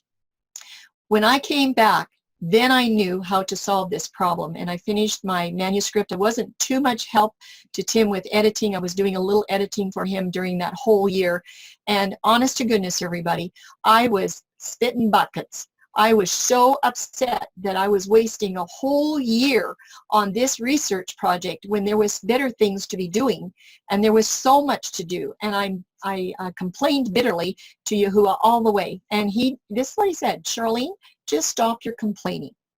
You need to do this now while you have some time because you're going to need it someday. Well, guess what? Didn't really need it until like 2019, 2020. You know, he had it all planned out like 6 years in advance. So I finished the manuscript, and boy, oh boy, was there a big surprise. And I found out that Ellen White did not give the Adventist Church the sunset day. That was pushed through by the male pioneers. She never ever approved of it. She never voted yes for it. She never wrote a single manuscript about it. She never preached a sermon about it. Nothing. There's nothing there until later on in her life. Well, guess what? After 20 years of hearing this lingo that the Sabbath starts at sunset, and I do need to tell everybody this, what do you think she's going to be doing? She's a woman in the 1800s. It's around the 1890s now. She's going to start talking the talk and walking the walk. And that's exactly what she did. But she never ever believed it. She never wrote about it. She never ever preached a sermon on it. She did not believe it. I believe that second Sabbath vision that she had, that she knew there was something wrong, and I think she waited for a third Sabbath vision for the angel to tell her that the day started in the morning, but she never ever had another Sabbath vision. That was in 1855. So I sent all of that information down to Terabella, and I said, guess what? The answer is no, you guys are not right. And I never heard another thing about them. I think I've been tarred and feathered, but that's okay. Guess what happened? My Daniel DVDs came off the satellite. Well, I tried to keep up with editing with Tim on the Dawn Day studies, and you know, he's kind of on his own again, but we did get quite a few studies done that year. But that year, it was December 25. I remember it was Christmas Day, where I got an email from Walter Shopey. It was an exciting email, and I'm pretty sure Tim remembers this as well. Remember, at Passover, he just was really in Dutch for teaching that dawn day. Well, that same group of German people received an email with an attachment, and it was 60 pages from a Russian man who spoke German, and he was an ex-Adventist man, showing them that the day starts at dawn. Well, he sent me the paper. I couldn't read a word of it, but I could read the charts, and he was right. So it was like, oh my goodness, that was really, really exciting. And it wasn't very long after that that Germany just really caught on to the truth of the dawn day and the moon, and they printed 3,000 books in 2018. No, 5,000. I have, it's coming up. They printed 5,000 books and mailed out 3,000 as soon as they were off the press. And it was on the moon study that I had done in 2016. So they were raring to go, and they do some beautiful, beautiful work. Tim, would you like to get us started on this next slide? Sure. We are beginning to see important patterns due to research in the studies in order of Scripture. Later discovery, the Dawn Day studies holds the keys to the full calendar study and exposure of counterfeits. And also, many dawn studies are showing another gem of truth that would have never been found otherwise. What about Joshua? Was there gems in Joshua? Yeah, we're going to get to Joshua, but these were some of the things that we found. Tim and I will take turns with them. We found that all Sabbath food preparation is to be done on Friday. Don't be peeling your potatoes and getting stuff ready on Sabbath. Well, we never had that problem in our house, but it's pretty clear. It's pretty clear in Exodus 16, that quail manna chapter. And we also learned that you can prepare food on the feast Sabbaths, but not anything else. So guess what, everybody? That's a key when you come to the Passion, and the ladies with their ointments and spices, they could not prepare ointments and spices on that feast Sabbath following the Passover. The only day they could do it was on Friday. So right there in Exodus 16 were some calendar clues that we needed for the Passion study that we didn't even know anything about yet. What else, Tim? We were not allowed to eat any meat of a sacrificial animal unless it is first offered as a thank offering, also a peace or a heave offering. Very interesting applications come out of these. And we learned that many studies are exposing the lunar Sabbath falsehood. And we'll see that in Exodus 12, Exodus 16, 1 Samuel 20. Very, very profound studies that show that the lunar Sabbath simply is not scriptural in any way, shape, or form. There is so much of that. And those are only 3 studies. There's just a whole bunch more. We also found that Jonah's worm links to Yahuah. Imagine that, that crimson grub. That's a big clue that's coming up in the red heifer study. And that Joshua study. It was so full of gems. It has so much to offer. We've been doing a lot of Joshua stuff this last year. It was the best study ever for debunking many varied counterfeit calendar teachings. But what about Joshua? Like when Tim first sent me that Joshua study, and oh my goodness, I wish I would have saved that paper, Tim. In 2013, those memories, we made a trip to Prince George. It's 6 hours there and 6 hours back. And I was trying to proofread that study going and coming. And at the end of 12 hours, honest to goodness, I didn't have a clue. I didn't know what was going on. There were so many bunny trails in that study. It took an enormous amount of time searching to unlock the testimony that was in Joshua. Some of these studies, I kept track of my hours. I don't do it anymore. Some of them I had 75 hours of editing, just editing, trying to figure out what's going on here. But the Joshua study, everybody, it is the shining star. It is just like the best. And it debunks Abib 16 wave sheaf. It is just plain gone. It debunks Enoch calendar. It debunks the lunar Sabbath calendar. It debunks the barley calendar. It debunks any calendar that starts with equilux instead of equinox. And you know what? It debunks the Friday cross, and it does something else. It tells you how to count to 3. There's 3 different patterns of learning how to count. It is just an amazing study. I don't even know if we've exhausted it yet, and I think a lot of people are tired of Joshua, but that man walked in Moses' boots. He was following Torah and covenant calendar to the T. Tim, can you finish up the last part of the slide? Passover 2016. One huge discovery for proper placement of wave sheaf. You know, wave sheaf had been overlooked so much by the feast groups that I went to, by the people that I studied with, and wave sheaf was just kind of set by the wayside. You know, just another, it was wave sheaf, and okay, what's the next feast? Well, we discovered how vital, how incredibly vital the wave sheaf feast is. So just that is our salvation. March 2020, most recent studies on Joshua had been given. Is there more to be found? Well, as Charlene mentioned, we've been through Joshua with a fine-tooth comb, and we're just going to let Joshua sit back for a little bit and rest, because there's other things we need to get to. But Joshua was incredible. And yes, that first study that I gave to Charlene, I knew what I had read, and I knew what I wanted to say, but I had no idea how to write it so that she could understand it. And believe me, there was just an enormous amount of red pencil writing over top of that, I tell you. It was something. Yeah, lots of red pens. But anyway, one of the secrets to the calendar, studying calendar, is asking questions, asking lots of questions. We ask so many questions, and then you have to be ready to accept a challenge, and you have to know how to work through it. So in 2013, that's exactly what we were doing. We were asking questions. I'm going to do a little bit about that, and then Tim will do the challenges. But we had questions on the moon month.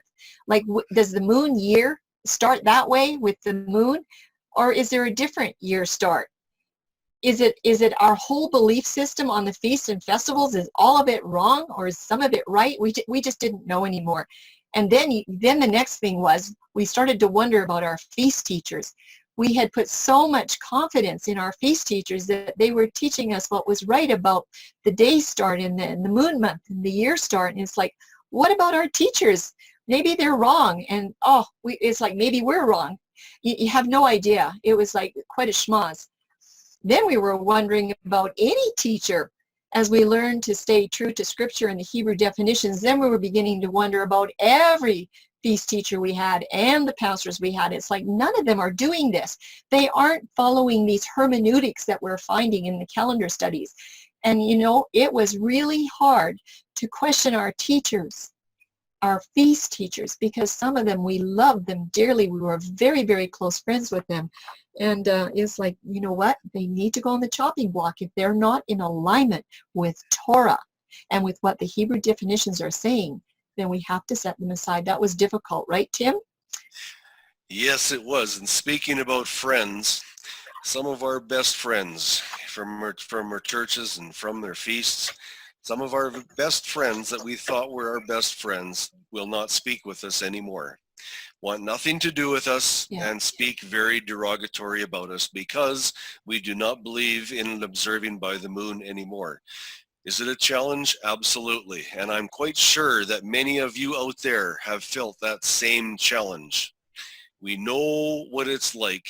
We know how it is to be challenged to the core. Our favorite feast teachers are truly upset at us. Yes, some of them are no less than very upset with us.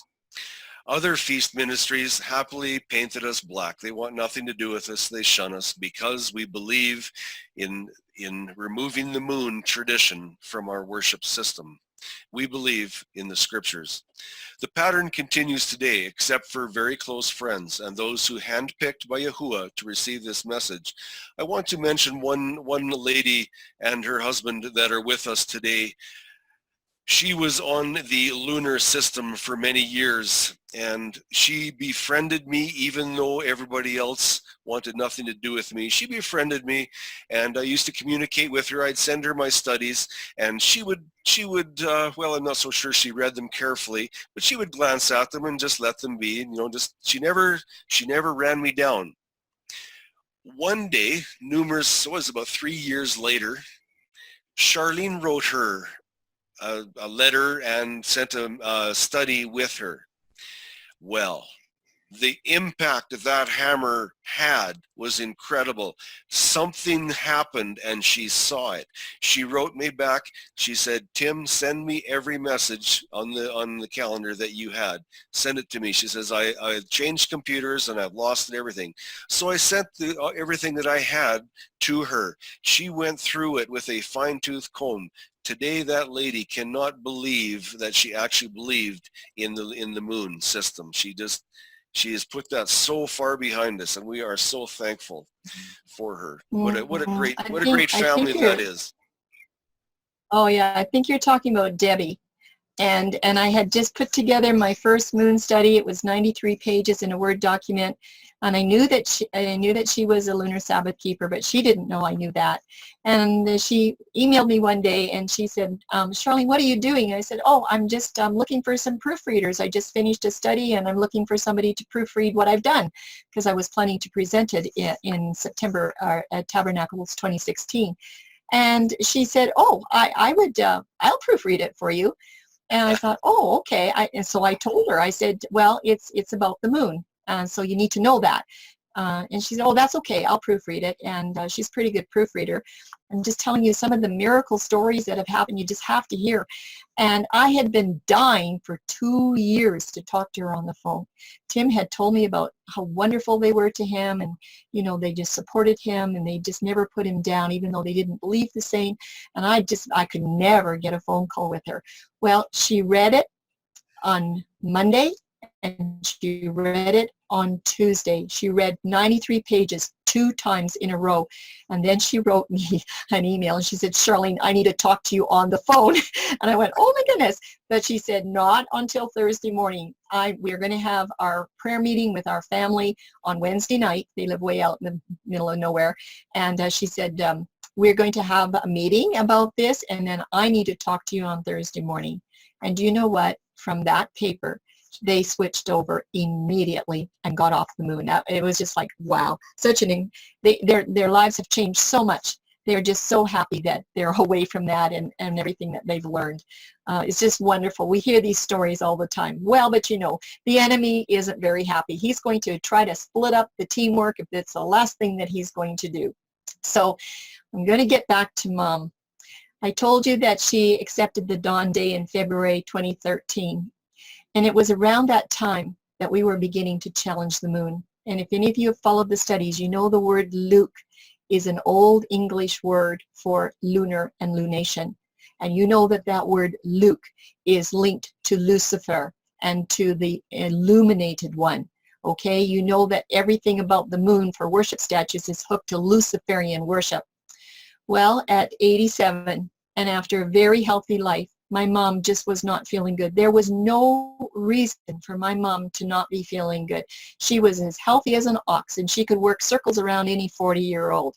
But something else was going on behind the scenes. And I think it was Satan that was trying to remove a study team member, basically me. It was in 2014, it was 1 year later, that my mom was diagnosed with leukemia. I told you that in 2013 she wasn't feeling well. I made many trips to Alberta to see her and to be with her, and nobody knew what was wrong with her. With all the tests that they had, nobody could figure out what was wrong with Mom. And she said to me in August of 2013, she said, Charlene, I have cancer. I said, no, Mom, there's no way you can have cancer. Well, all the blood tests you've had, there's no way. She's just tired. I said, it just can't be. I couldn't believe it. I absolutely couldn't believe it. But she got worse and worse, and she couldn't really cook and clean. And my brother called me and he said, Charlene, you need to come out here and help Mom. I left on February 13th. I left at 9 o'clock Mom's time in the morning. I traveled to Williams Lake, got there at 12 o'clock, and I called my mom and said, Mom, I'm on my way because I don't have cell service where I live till I get to Williams Lake. And she had just gotten back from the doctor, and she said, I just got the doctor's report. I said, well, what is it? She said, I have leukemia, and they're giving me 2 to 3 weeks to live. I could not believe it. I just started to cry. It's like, what happened here?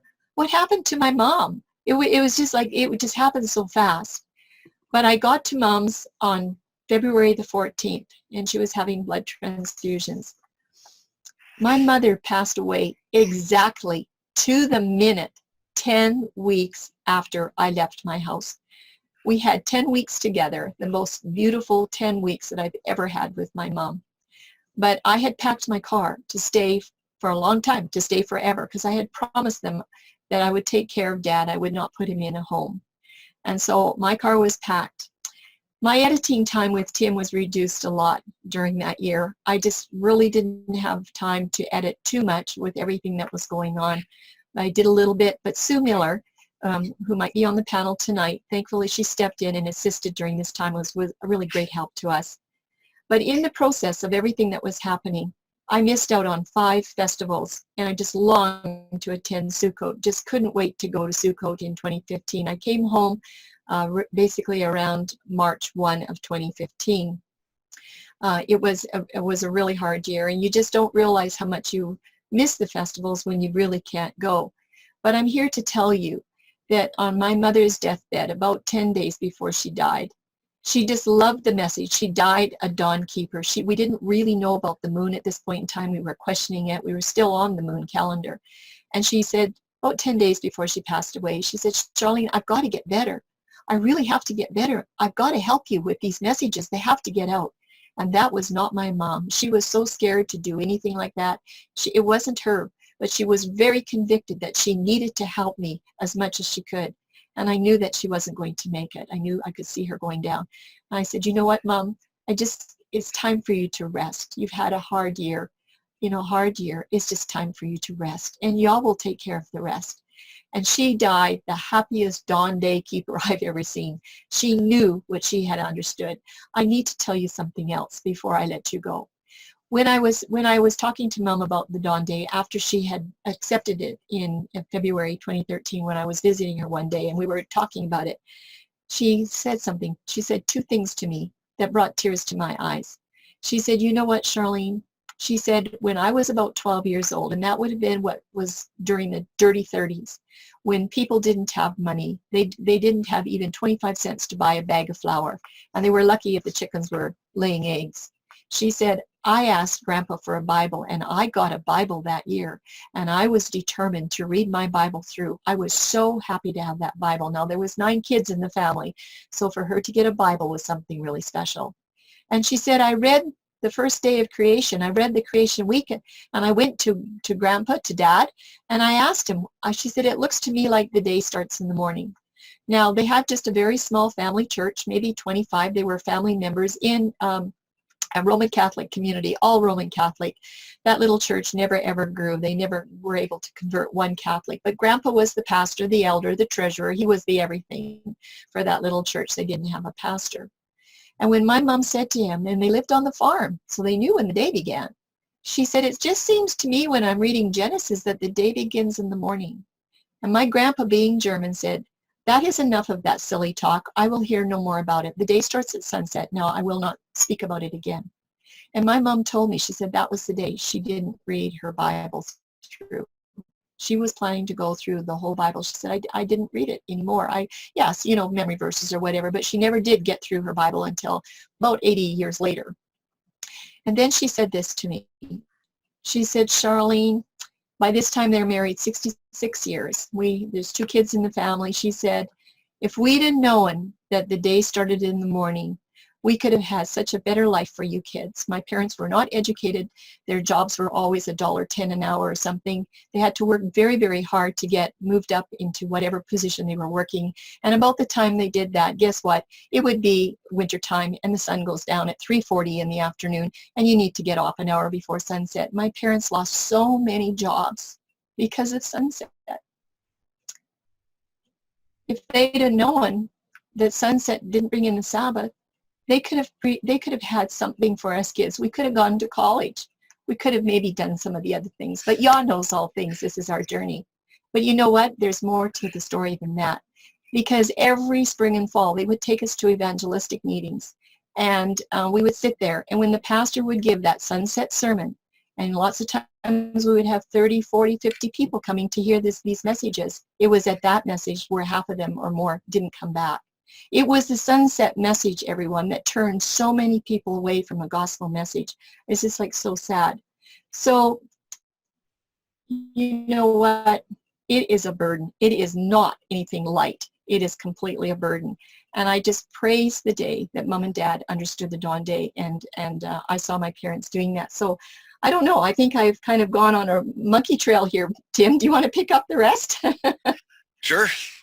You know, Charlene, this was a very difficult time for you, but it brought a huge blessing to me. Huge.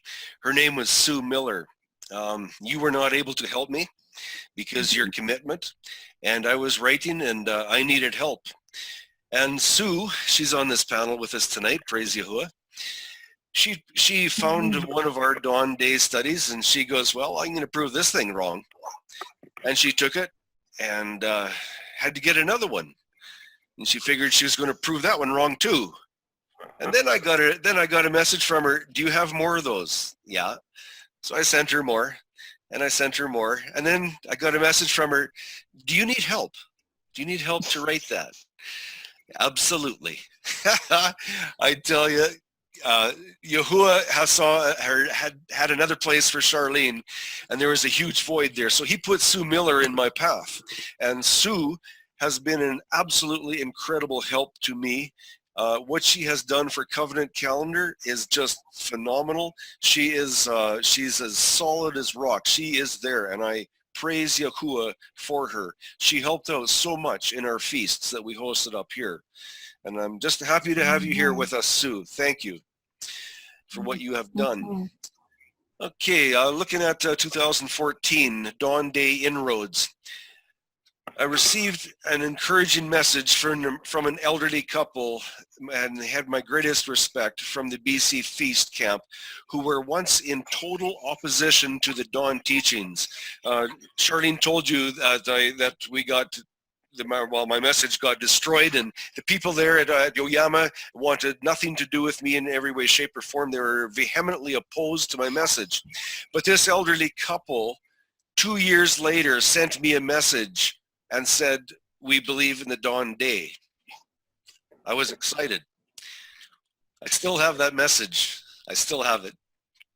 Great respect for that couple. They're great, great people. Brad Scott. I spent some time with Brad Scott. I was so lucky, so blessed to spend time with him. He spoke at one of our feasts. It was an incredibly blessed time. Absolutely loved the time with him. On another opportunity, I got to spend some time with him privately in someone's house, and about a long afternoon talking about dawn. He said to me, give me all your studies. Well, I had a stack in my car. I had them printed out, so I gave him a stack.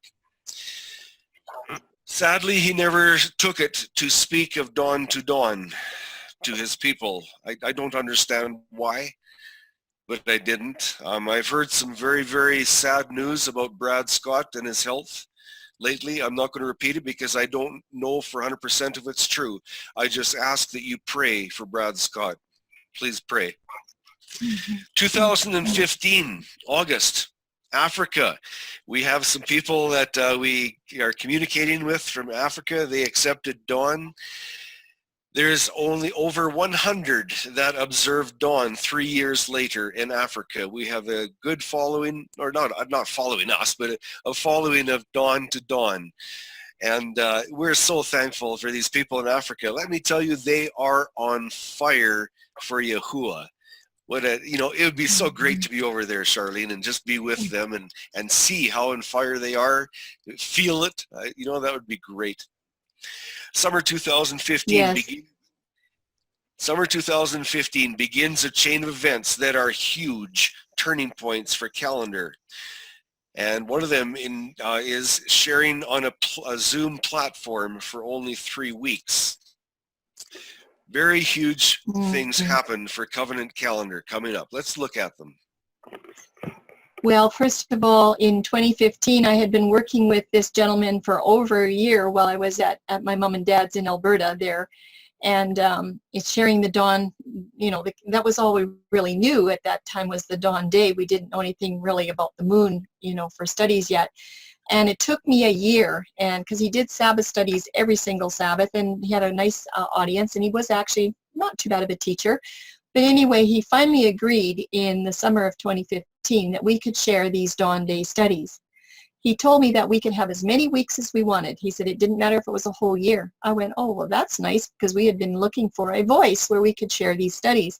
Because who are Tim and I? We don't have a website. We don't, we don't know how to do it. We had nothing. So anyway, the time came, and he announced it to everybody, and we started out. Well, I had 8 lessons planned. I only got to give 3 of them. By the end of the first lesson, he saw where this was going. And on the second lesson, the second week, he told everybody that Charlene will give 1 more study, and then he'll do a rebuttal. And I went, wait a second, I've got 8 studies prepared, and that's just the first segment. But he figured it out, that I was going to dislodge the sunset out of that group. So I did my second study and the third one, and sure enough, we were axed just like that. It was the 4th week that he did a rebuttal on Sunset Day, and we were not welcomed back ever again. But we did get the seed out there to some. That was the summer of 2015. But the summer of 2015 had something else in store from Yahuah. Yeah, Yahuah works in wonderful ways. Lightning is one of his ways. Summer of 2015, I had a little itsy-wee tiny little trailer I was living in out in the middle of this field. I always left my computer there, ready to go in my study area. Did the enemy plan to toast my computer that day with lightning to stop the calendar studies? Was that his plan? Yeah, I believe it was his plan, because my computer got scrambled badly by a bolt of lightning. It didn't toast it completely, but it got scrambled. Well, Yahuah's plan was entirely different. Yahuah's plan was to move his message to the next huge step. I was at a point where in my moon study investigation, I needed some information, and I was not finding it. I had come to I wasn't stalled, but I was looking for something, and I could not find it. Enter lightning. Lightning hit my computer, scrambled it. It seemed like an unfortunate event to lose everything in a moment. However, once the computer was descrambled, shall I say, and I could start to make heads or tails of it, because everything was everywhere. It was unreal. There appeared 2 files. Addressing the moon month is not scriptural teaching. The long forgotten files were now sitting on the desktop in plain sight. And what did I do? Hey, take a look. Charlene, Danon, look up. It blows me away. It just blows me away. Exactly what I needed for this investigation, I already had on my computer. I had already saved it. I had totally forgotten about it. I didn't know where it was.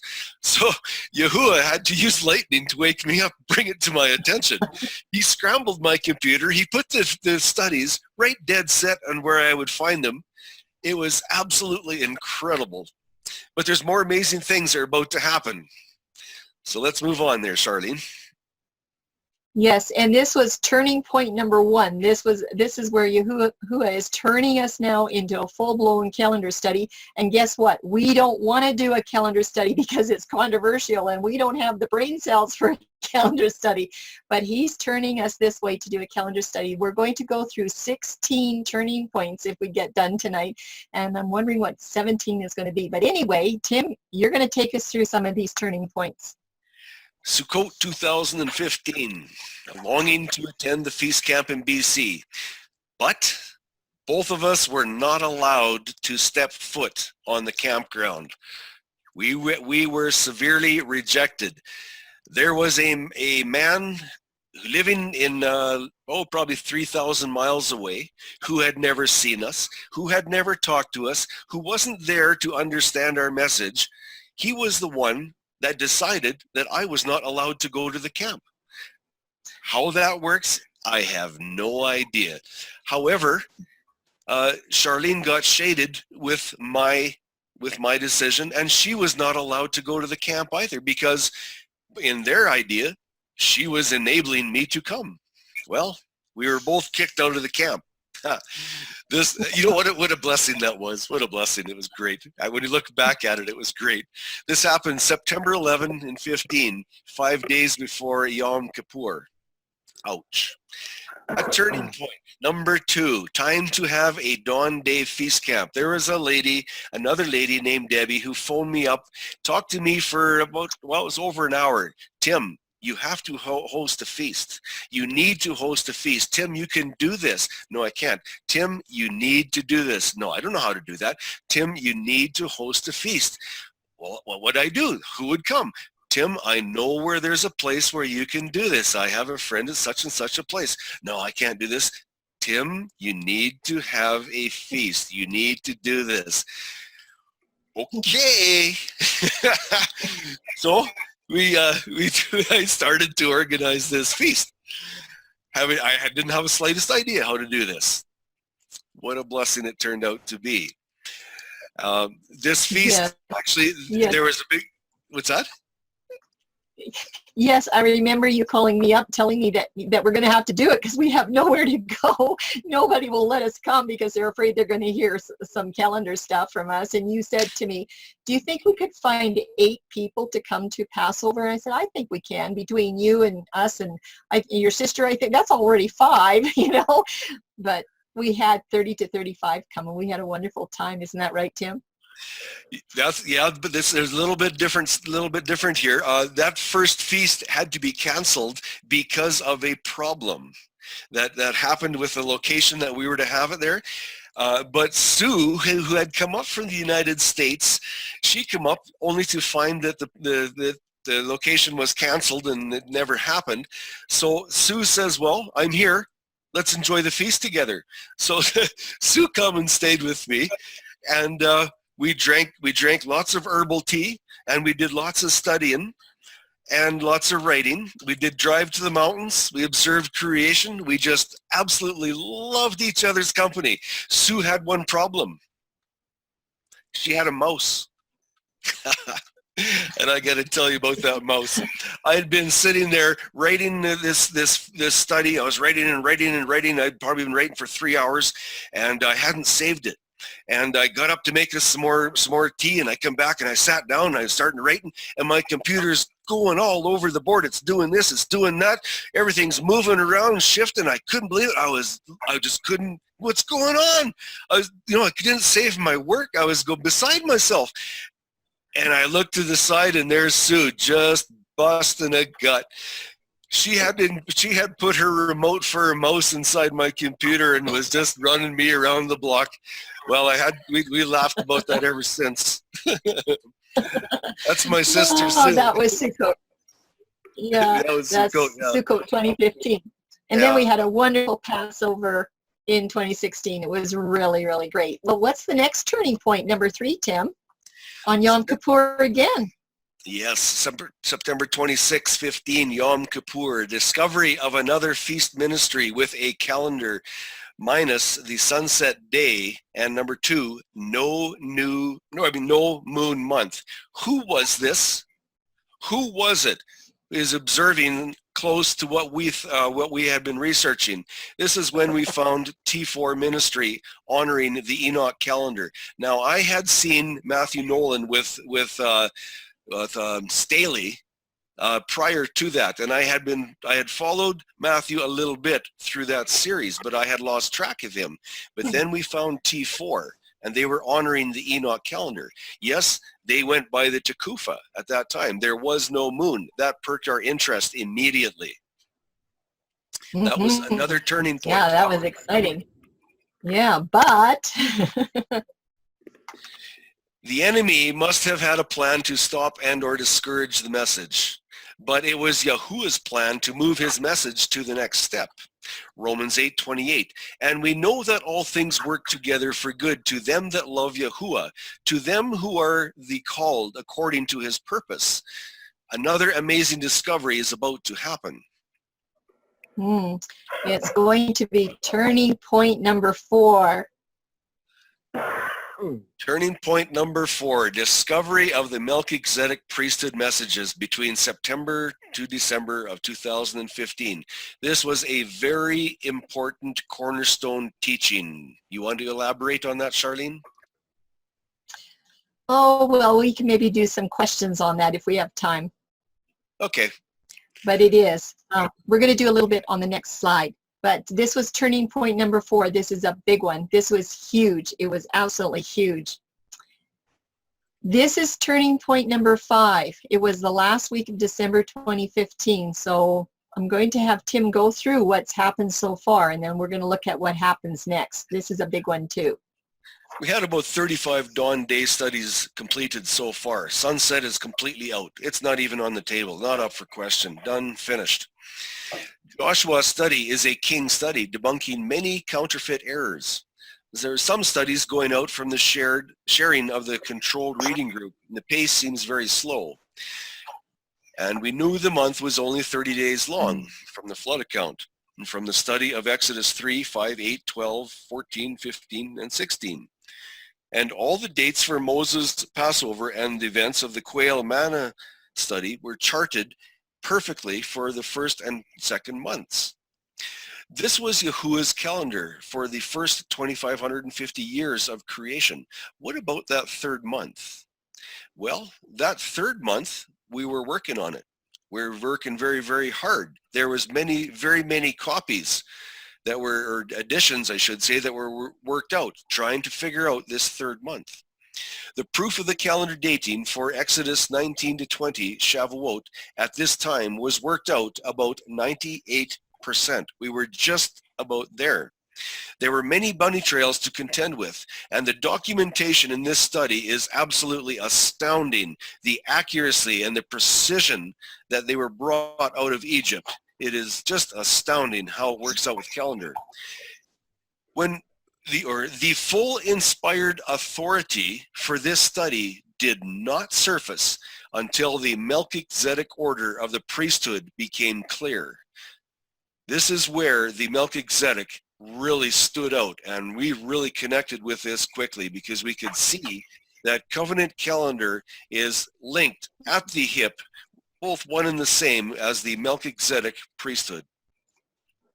Absolutely. And this is where the puzzle pieces start coming together. So this priesthood study, it is amazing. And we had no idea that this was going to be linked so tightly to any calendar study. But for me, it was those 10 encounters that Moses had with Mount Sinai that invited me to go do a further search into the calendar timing for Shavuot. I had never, ever seen a feast study where any feast group ever confirmed that Exodus 19 and 20 was Shavuot. They always said, well, you know, it appears, but nobody ever locked it down. Tim had been doing his study. I didn't even know that he was doing a study, but I was doing my own. And this is one of those times where he's busy doing his stuff and I'm busy doing mine. But anyway, it was December 31 of 2015 where I had been working. Actually, Danon was doing a lot with me through the phone at that point in time. And Richard wasn't home. He was away house sitting for his sister. But we found there was huge calendar clues in those two chapters, 19 and 20. And after a week's search and about 45 hours of work, it was clarifying that there was correct calendar dates for Abib's wave sheaf back there in Egypt, even though they didn't observe it. Yahuah was counting the Omer count, but they weren't. They weren't to observe it until they came into the land. But boy, oh boy, I started scratching out calendars and counting forwards and backwards. And yes, when we counted back 50 days, it got to the wave sheaf. That's pretty neat. So at that point in time, we started working with T4 to share the calendar that we had been investigating for nearly 6 years. And it turned out that the gentleman that had shared the Enoch calendar with them, we had dinner when we were down there to talk to Matthew Nolan, and dinner with two other elders, or well, one elder and this other gentleman who taught them the calendar. He wasn't really part of the fellowship, but he said he had been studying calendar 6 years too. But you know what? Guess what? He was young. He had 2 little children and kind of a new wife, married only a couple of years. And I'm going, our 6 years is probably way ahead of your 6 years. So I could just tell that, yes, he probably had been putting in 6 years, but not every waking moment like we had. So that resulted in a challenge to their Enoch calendar that had been in use at that time. And we did a study with Matthew Nolan. He asked what I had to present. I told him I had just kind of a general overall study on a day, month, year called Yahuah's Elegant Calendar. And then I had this Joshua study. Well, he chose the Joshua study. That was the one that he wanted to hear, and that's the one that turned everything around. And then it was well received with a little bit of study there. And by January 2017, he promoted this calendar and put it in place for their festivals in 2017. So that was kind of interesting. But there were many more turning points to come. In 2016, we were learning, so many were learning to switch away from sunrise and go to dawn. And I remember how much we said to Nolan, no, it's not sunrise, it's dawn. It took a long time for him to get that switched over, but he eventually did. And discovered that terminology is really important. But we also discovered that a lot of people didn't understand what twilights really were. But now we're getting into the moon study full time. It's starting to be blown up into our face. We had our 2016 Dawn Passover with about 30 to 35 people. We had a wonderful, wonderful time. It was about 80 hours or more of instruction on the calendar. They couldn't believe what they heard. And this is where we began to realize that the cornerstone of this whole calendar study is the word evening or Arab. Everything is hinged on that word right there. Very interesting discovery. And that other interesting discovery that we had made was that wave sheaf and that Shavuot timing. And we had a lot of correspondence that year between North America and us in Canada and South Africa with regards to what's going on with that international date line, and it's messing us all up. And it happened to be in the year of 2016, I believe, that the way that the Passover fell for Africa and the way it fell for us, it made a difference of the wave sheaf being a week apart. We actually ended up celebrating it first, and then they ended up doing it later because their Passover fell on a Sunday. So everybody was up in the arms about that, and that's another whole, I can't spend a half an hour explaining that. But we went on to have a Sukkot 2016, and that was where the first leg of the moon studies came out. Remember those 2 moon papers that Tim had found on his desktop? Well, he sent them to Danon and to me, and Danon shared them with a lady by the name of Gretchen at a moon peace camp somewhere in California, and she was not happy. She sent me a 2-page rebuttal letter, and I got it in January of 2016, but there was no way that I could work on that at that time. So I dug into that letter from May to the end of August, just in time for Sukkot, to see what was going on with this moon. And we're finding that people that are on moon calendars, boy, it's sure hard to get that out of their hands.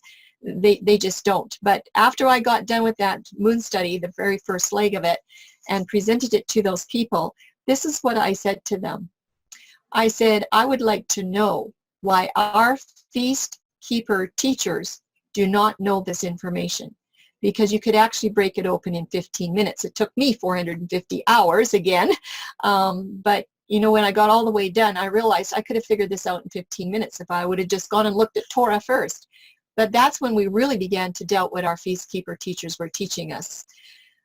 We had Brad Scott there, and we enjoyed him so much, and he did affirm that the day started in the morning verbally, but I've never seen him preach about it or speak about it or put it on to any of his materials, but he did tell us, and there's 30-some witnesses that heard it that day. We had a wonderful time with him.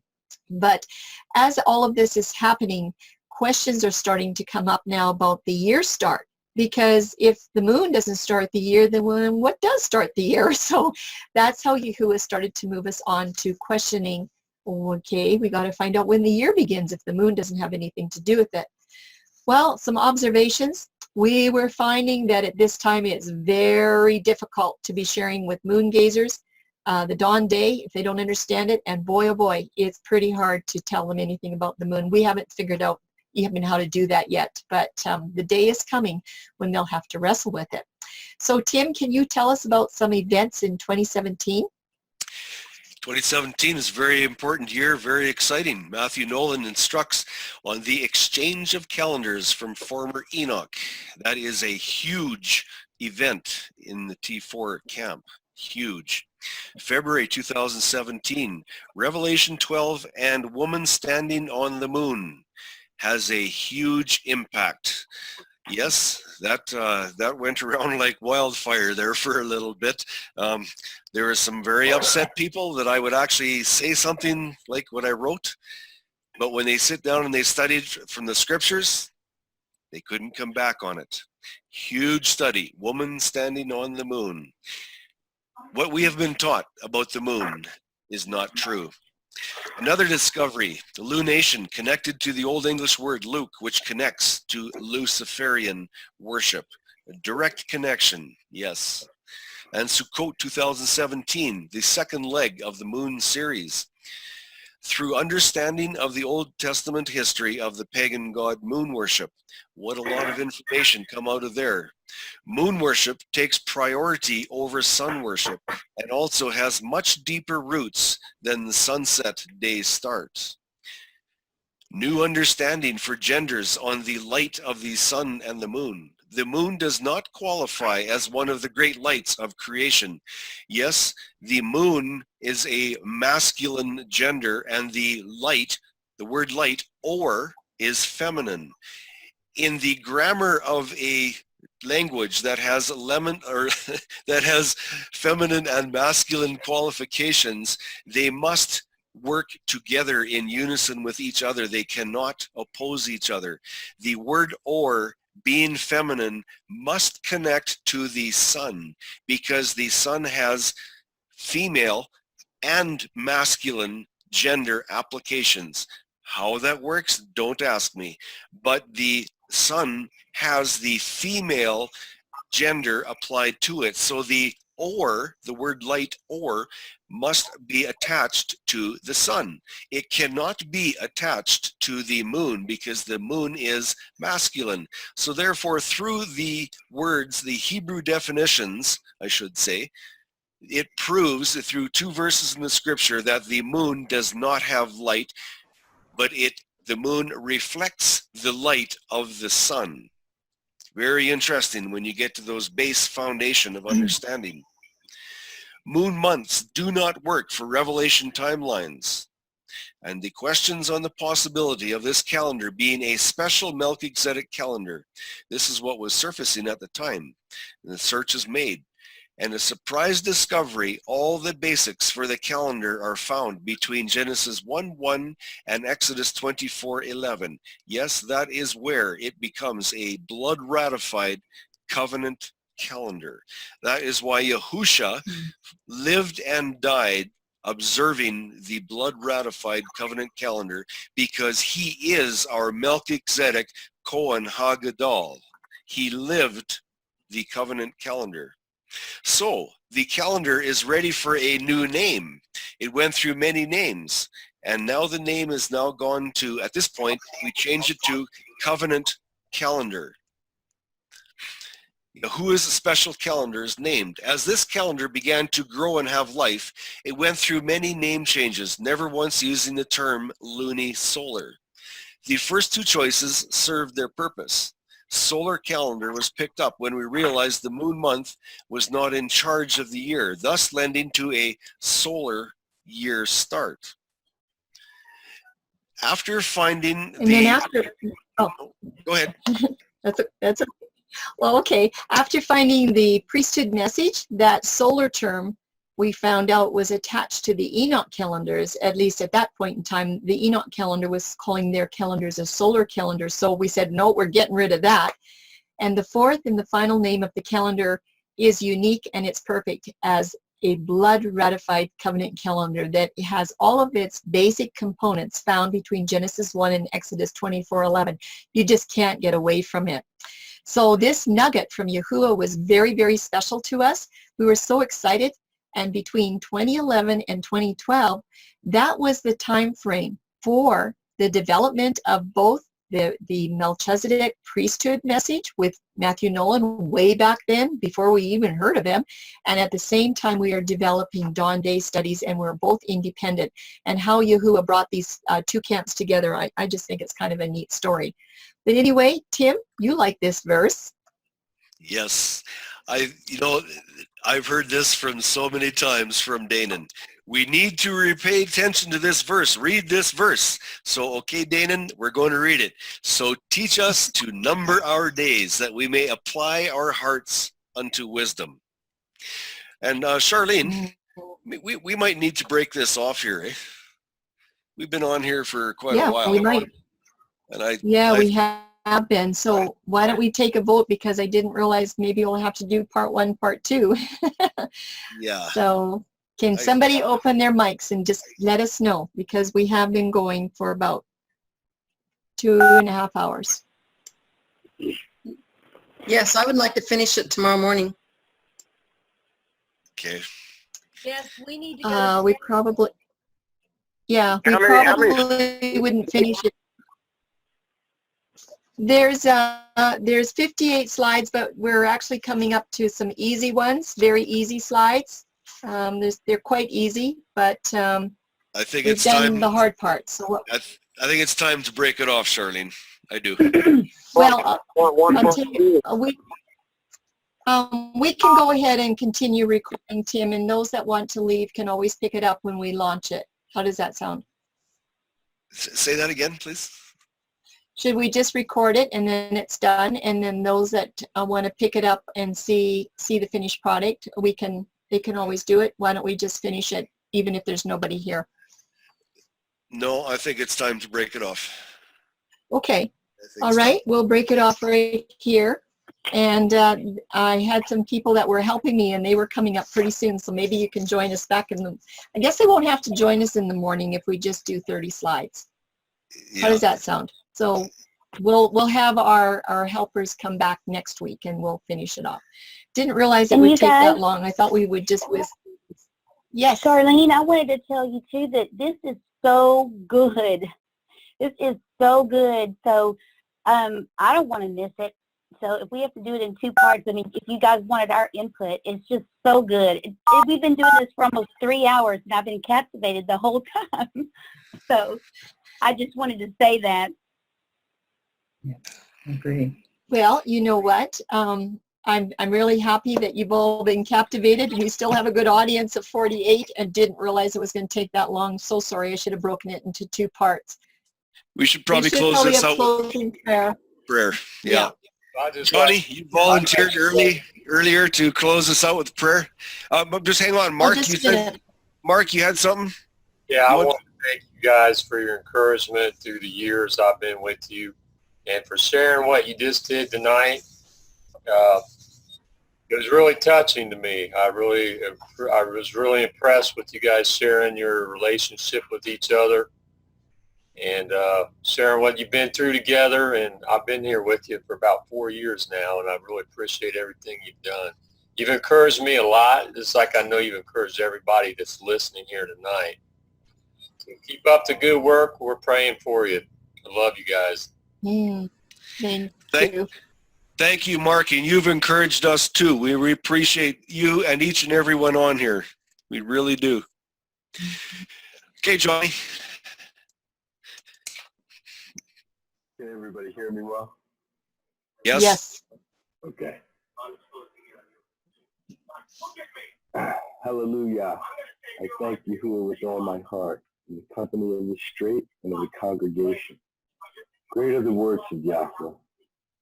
Search for by all who delight in him. Splendor and greatness are his work, and his righteousness stands forever. He has made his wonders to be remembered. Yahuah shows favor and is compassionate. He has given food to those who revere him. He remembers his covenant forever. He has shown his people the power of his works, to give to them the inheritance of the Goyim. The works of his hands are truth and right ruling. All his orders are trustworthy. They are upheld forever and ever, performed in truth and straightness. He sent redemption to his people. He has commanded his covenant forever. Kodesh and awesome is his name. The reverence of Yahuah is the beginning of wisdom. All those doing them have a good understanding. His praise is standing forever. Hallelujah. Amen. Amen. Thank you. Thank you, Johnny. Appreciate it very, very much. Very much. It's been a good night. It's been, we appreciate you guys listening and giving us your ear. Like, we know your time is very important and precious to you also. So we want to thank each and every one of you for joining us tonight. Thank you.